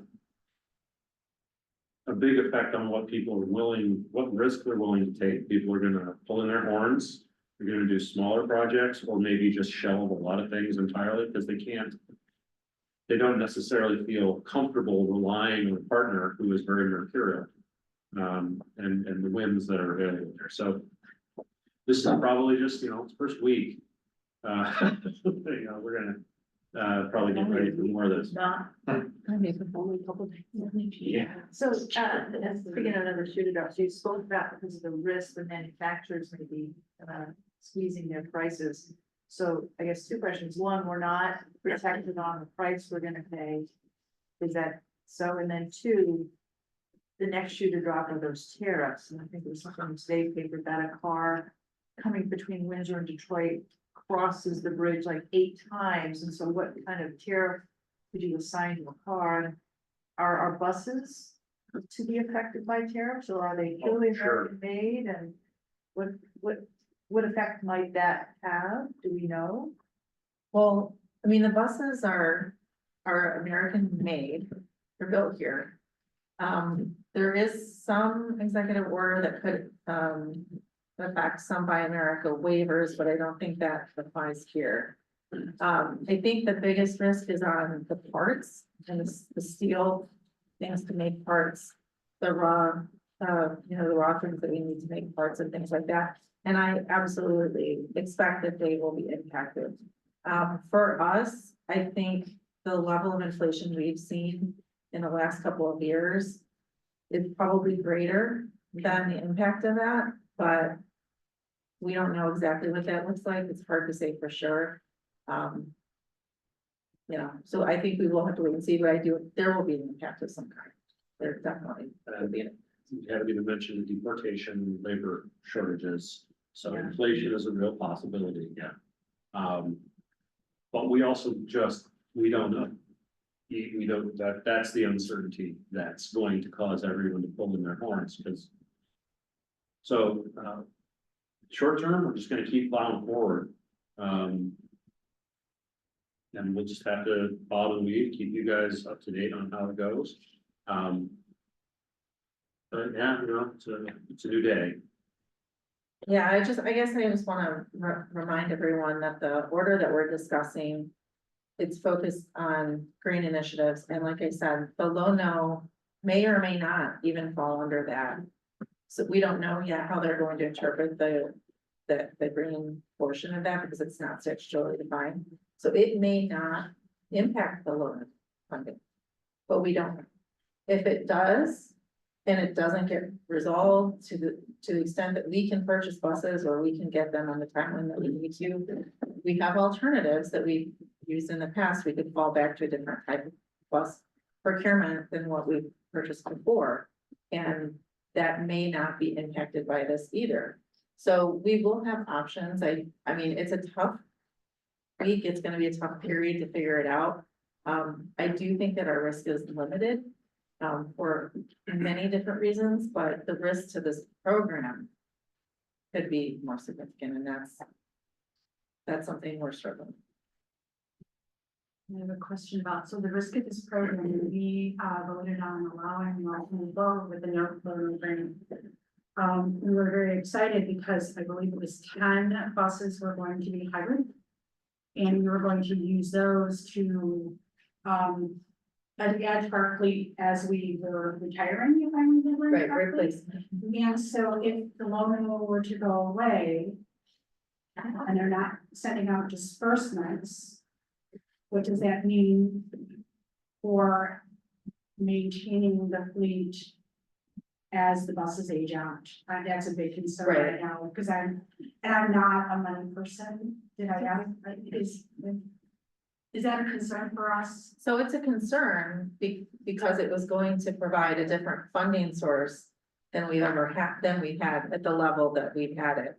So, but we do have formula funding.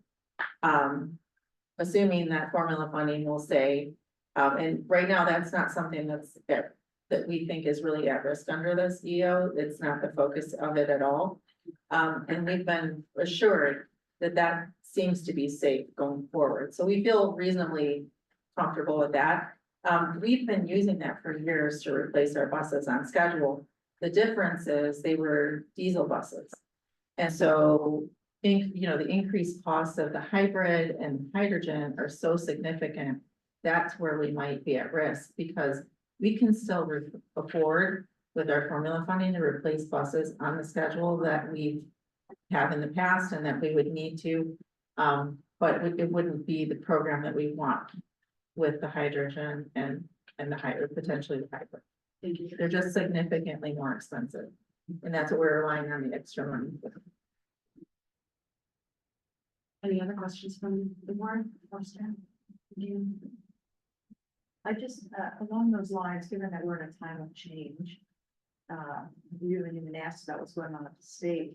Is it possible that somehow over the course of this next period of time, this next 4 years, we could find a way to keep us updated about policy changes on the federal level that might be affecting us? Maybe that's a quarterly part of the CEO report, or as staff, I'm sure, we'll be wrestling with it at a day-to-day, hour by hour basis. Find a way to weave that into our reports. If I might, yes, you have the no surprises clause policy, so I suspect we probably may be by frequently letting you know, okay, this happened, so that's a thing. So we will happily do that. I think the thing we're starting to pay attention to, this is sort of immediate and obviously important to us. The next big hurdle that we're going to start watching, Jeff's already on this. Every 5 years, Congress updates what they call the Surface Transportation Bill, and this is the initial authorization, how much money they're going to spend on highways, transit, railroads, that sort of stuff.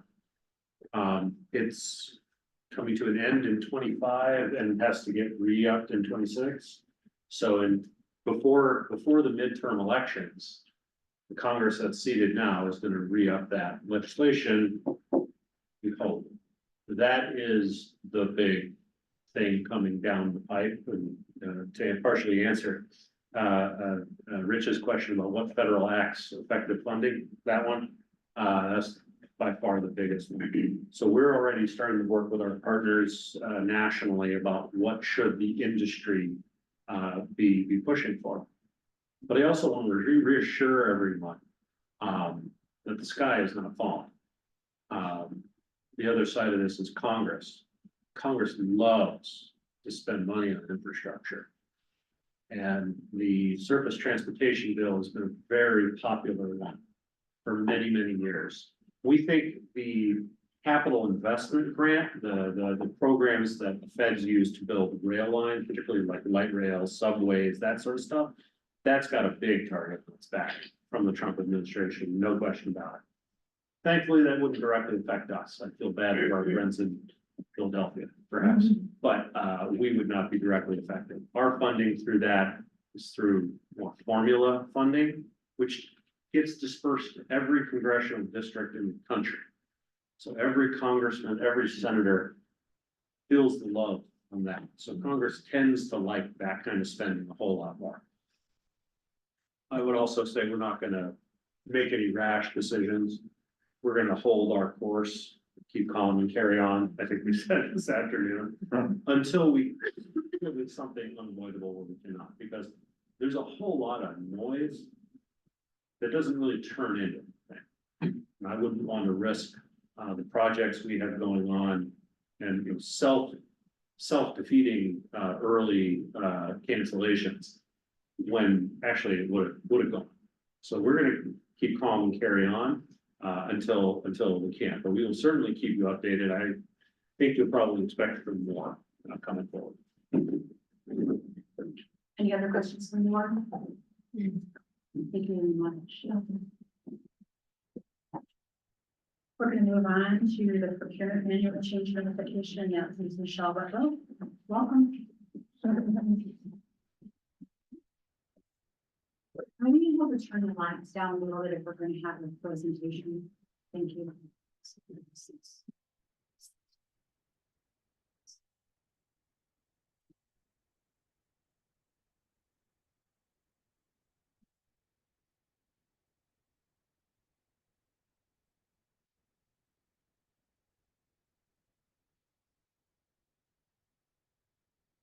Good evening. Yeah. Yes. I am Michelle Whitlow, Director of Procurement and the DBE Liaison for TheRide. The procurement team is here to make a brief presentation to the board, to the board of directors. Our agenda will be as follows. An introduction of the procurement team, what we do, our procurement manual updates, which is the reason that we're here, and then we'll take time to answer any questions. So the procurement team consists of myself, and then Miriam Flagler, who's the assistant manager of procurement. We also have a vacant position for a procurement specialist. We are part of the one of three departments that are part of the finance and administration team, which is headed by our deputy CEO, TheRide, who also reports to Matt Carpenter, who is our CEO. As you can see, there is a dotted line that goes from my position to Matt, and that is as a result of an FTA requirement that states that the DBE liaison officer have direct and independent access to the CEO. So that's why you see that dotted line. I will now turn the presentation over to Miriam Flagler, who will provide a high-level overview of the team's responsibilities. Sorry to interrupt. What is DBE liaison? I'm sorry, it's disadvantaged business enterprise. Thank you, Michelle. So what does the procurement department do? Basically, we get our internal customers what they need, when they need it, responsibly and ethically, and in accordance with laws and regulations. So how do we do this? Annually, we process approximately 2,500 requisitions and purchase orders per year, and these are for goods and services requested by staff. We manage approximately 50 contracts and agreements, and this also includes managing vendor relationships. We also execute about 25 formal procurements, and we work with all of the departments across the agency to get them what they need. And this includes research, development, evaluation, and award of requests for proposals and invitations for bid. We also execute approximately 45 requests for quotes, and 80% of these RFQs are for diesel fuel. We buy an awful lot of diesel fuel. Next slide, please.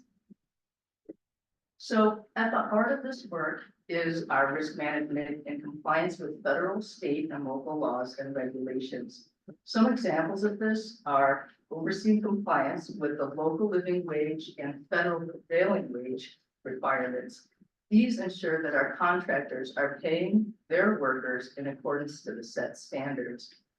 We also manage the federal disadvantaged business enterprise and small business enterprise programs. And this includes setting agency goals. This is mandated by the Department of Transportation for for-profit small businesses that are at least 51% owned by socially and economically disadvantaged individuals. We also oversee property disposition. This is how we dispose of our buses, vehicles, and equipment that has reached its end of useful life. And this is also in accordance with state and federal laws. And another example is we train our staff in-house on all of our procurement procedures and processes. And we also update our procurement manual. The procurement manual is critical because this is what establishes our procedures and policies for the entire agency for all expenditures that use public monies. I will turn it back to Michelle to talk a little bit more about the procurement manual. Thank you, Marion. Okay, so the reason that we are here is that we are required to update the board when we are, to notify the board when we are updating our procurement manual. So two of the things that we're going to be doing, we're going to increase our micro purchase threshold for approvals and for our managers and their approval limits. And then we're also going to increase our petty cash expenditures. So right now, our managers have an approval level of $10,000 for the managers and 15 for the fleet and facilities managers. We're gonna raise it to $20,000. At this time, the FTA has raised their limits to $50,000. We believe that keeping it at 20,000 would keep us in compliance with risk management and state and local rules and regulations. We're also going to increase our petty cash expenditures. Currently it's at $25. I've been at TheRide for 18 years and I know that it has been $25 since then. We're gonna increase it to $200. The other thing that we're going to do is do internal updates to align with our new revised policies and procedures. So credit card policies and procedures, we've implemented a new policy for disposal of our surplus equipment. We've updated our vendor authorization process, again, our petty cash request procedures, and then our materials management and inventory stock replenishment procedures.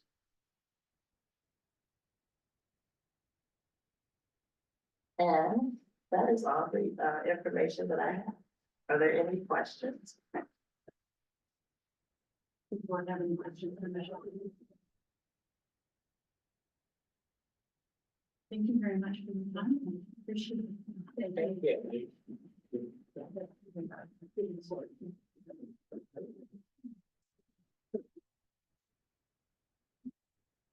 Next in line is our CDR report. Mr. Hyman. Thank you. So we've covered a lot of informing ground this meeting. Thank you. I have a couple of things to add to the report that's in front of you. If you haven't heard, the chief of police of the Ypsilanti Police Department, Chief Moore, has decided to retire. I believe this last day will be the end of this month. That would be a tenure, I think, of just under 2 years. We're disappointed in that. George had gotten to know him quite well. We've sat down with him on many occasions, and we found him to be someone we could work with. He's responsive, so it's unfortunate. But we wish him all the best in all his future efforts. If you've noticed, I certainly have the new Gilligs, one of which you saw at the last meeting, are starting to be on the road. I've seen them on many routes already. We're excited, and I congratulate the fleet department for getting them out there. I'm glad. First, been chatting up the drivers so far. They like them. Pretty good response. Haven't had a chance to talk to customers yet. We are still waiting on what, like 6, I think, that are held up at the factory in Los Angeles, not because they were on fire, but because there had been a shortage of passenger seats prior to that issue in LA. So they were just sitting in the back lot of the factory waiting for the seats to arrive so they could be done. And at that point, they're driven all the way over here.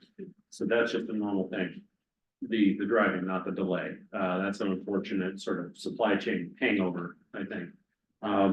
Hopefully that will begin alleviating itself as we get them in, get them commissioned, we'll get them on the road, which allows us to retire other ones, the oldest ones, which then go to Michelle and Miriam, who decommission and dispose of them. And you would be surprised, as we were, about how much paperwork is involved in getting rid of a bus. It's quite a lot. You may note on the second page that we are disposing of some buses by sending them to the Jackson Transit Authority.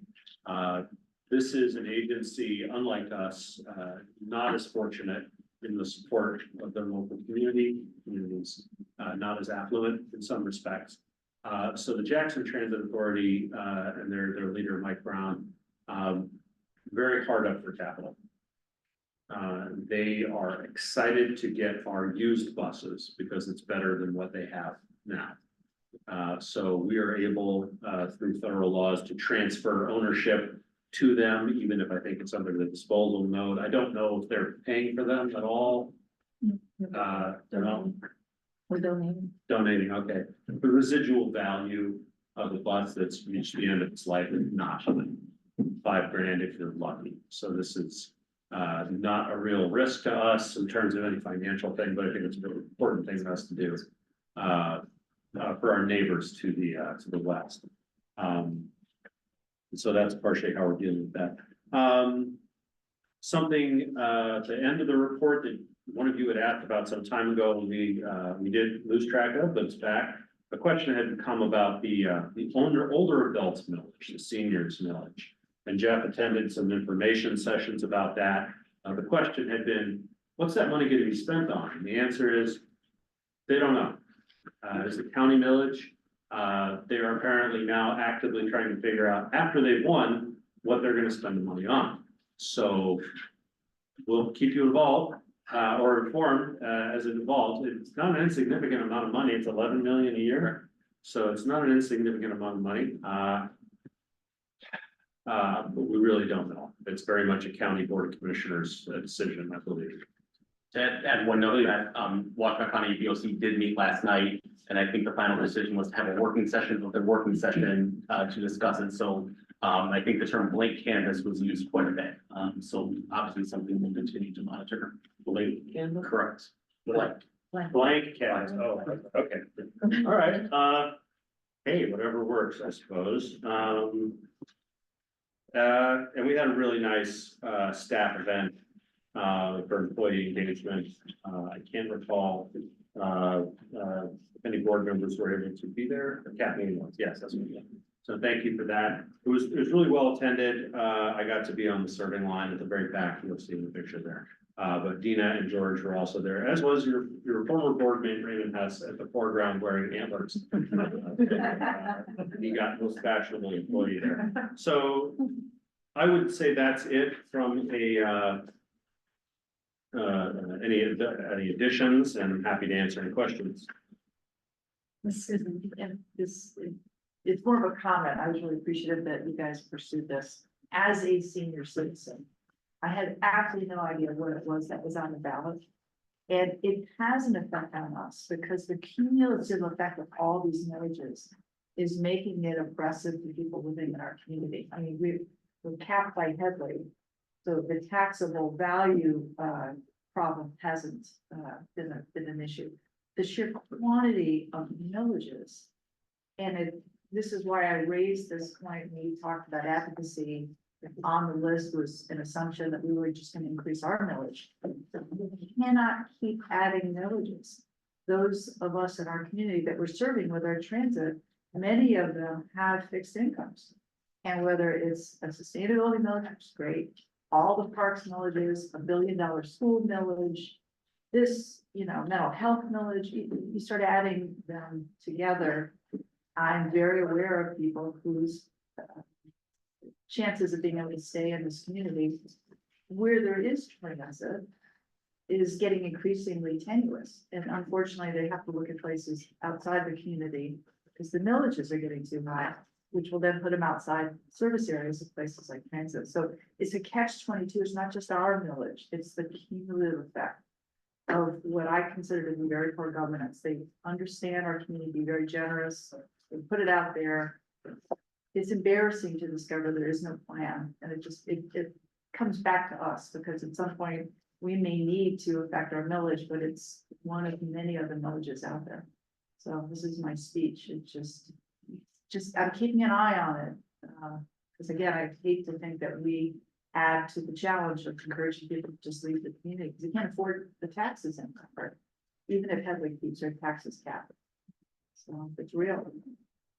And I just say to that, like when we do these kind of contextual and educational sessions, like understanding the changing demographics of our community is going to be really important. I was looking at a study that's like a smaller, a specific portion of our community.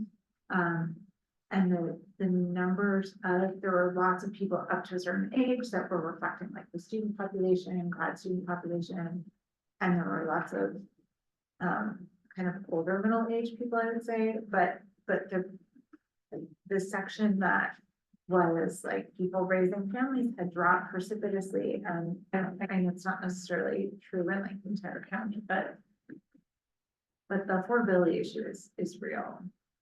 And Thank you for bringing that up. Yeah. We have any other questions for Matt or comments about this report? Seeing none, we'll move on to closing items and one that, well, I missed one. We put a new heading in here called emergent items, just to satisfy anything that may be coming that we're not, that may be discussion. Does anybody have an emergent item that want to contact me? Just to make sure that we're following the agenda. All right, then we're going to go ahead and move on to closing items. That would be that with the action item recap. Thank you. The items that I had for action items, I had, I think next, I think I might have a couple of the books, but we're gonna look into purchasing, the human transit book for board members, and we'll look and see if we have any hard copies available and look at, other options as well. I noted that Rich will be compiling, polling data for our service area, and at a future date, you'll report back whenever that may be. The work plan suggestions are going to be compiled and brought back in February, which it is listed as a topic for the next meeting. And then the updates to the policy manual, we approved a couple of different changes. Those are going to be updated in the manual, and I will resend that out to the board in the next meeting. So, is there anything else?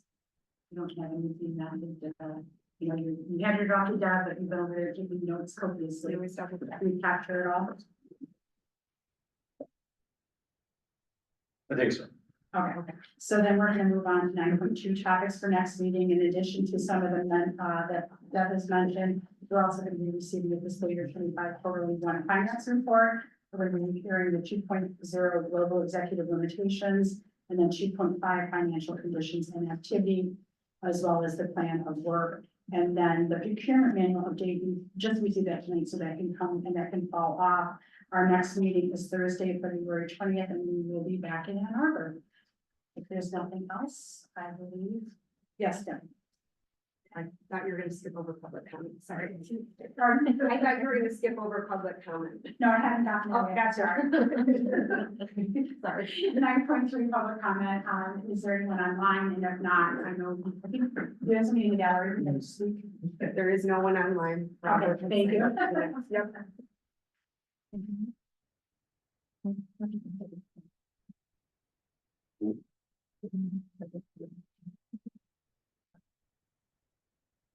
Madam Chair, I know you won't skip over public comment. I bring a lot of good ideas. For the record, Robert Flosky from South Haven County, transit advocate and rider, longtime rider with TheRide and AAA.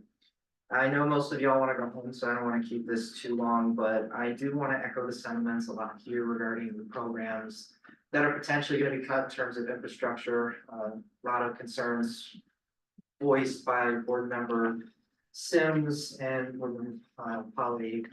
A lot of the concerns knowing that infrastructure is going to be quite a critical asset of federal government. But I do want to say this, and try to nonpartisan when I say this, but I feel you.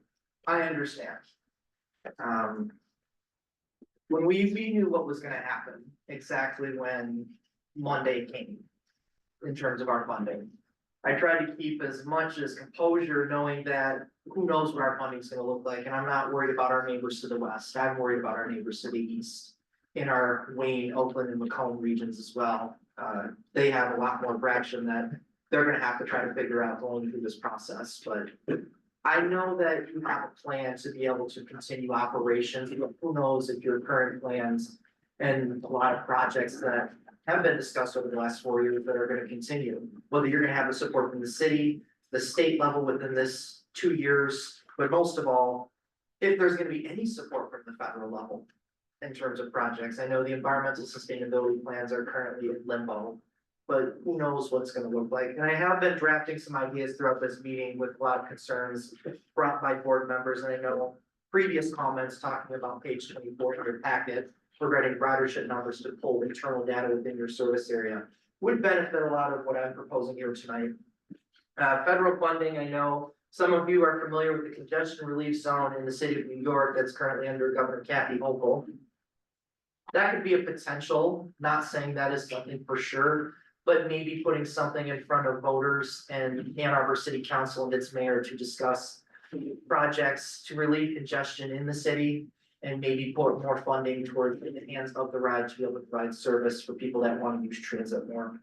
Maybe considering a tourism tax within residents to be able to not be exempt from that, but people that are non-residents coming into the area to be able to provide some type of relief. I mean, you have people that come to games at Michigan Stadium, go to the Ann Arbor Street Fair, local businesses, parks that are non-residents, or Washington County parks, attractions, all of the, et cetera. That would really benefit you guys if you're looking at more funding sources long-term, because gas tax will only do so much in the long run. I mean, we've seen it, it does so much, but only to a certain extent. And you know, you have a lot of people that come into this area because it's very affluent, there's a lot to see. Maybe a tourism tax would benefit you guys, but also, not to mention, my last proposal would be the funding from U of M, and a majority of the students use our service that go to University of Michigan or Eastern Michigan University. Maybe putting a small tax on a lot of the tuition dollars that come in from students that come into universities that want to be able to come to school in Ann Arbor or Ypsilanti or community colleges. Taking a small portion of those tuition dollars from students to be able to put towards services here in our area. Those are just a couple ideas, but I know that in Dina's report, it's really focused on operations going forward. And I know you can craft a really good budget because I give you a lot of perks and credit each year, and I'm really excited to see the budget process. But we need a plan, we need something, and I know your voters are eager to support you, but we need resolutions, we need something to go forward. And maybe that's reaching out to Congresswoman Debbie Dingell and our senators for more support to get insight what we're gonna do going forward. On top of that, I mean, we have good starters, like we have new buses coming in, we're being able to exchange our fleet, and big credits to Matt for that. But these are the small pet projects, we need to look at the bigger picture, what are we gonna do going into next year? I'm not just concerned for all of you as a transit rider, and I'm not a taxpayer in Washington County or even in our municipalities that serve here. But we gotta think long term, what is it gonna be our funding source going forward into this year, next year, and years to come? I'm very concerned, and I resonate with all board members and staff here. But I think you have a grip, but think about it in future reference. Thank you. And I believe there's anyone else behind me, Doug? Okay, thank you very much. Then we will move on to 9.4 adjournment. I'll entertain a motion, please. So that would be by Jesse, seconded by Rich. All this, discussion on the motion. Sorry, gotta stay true. All this. Thank you, everyone. Have a great night. Yeah.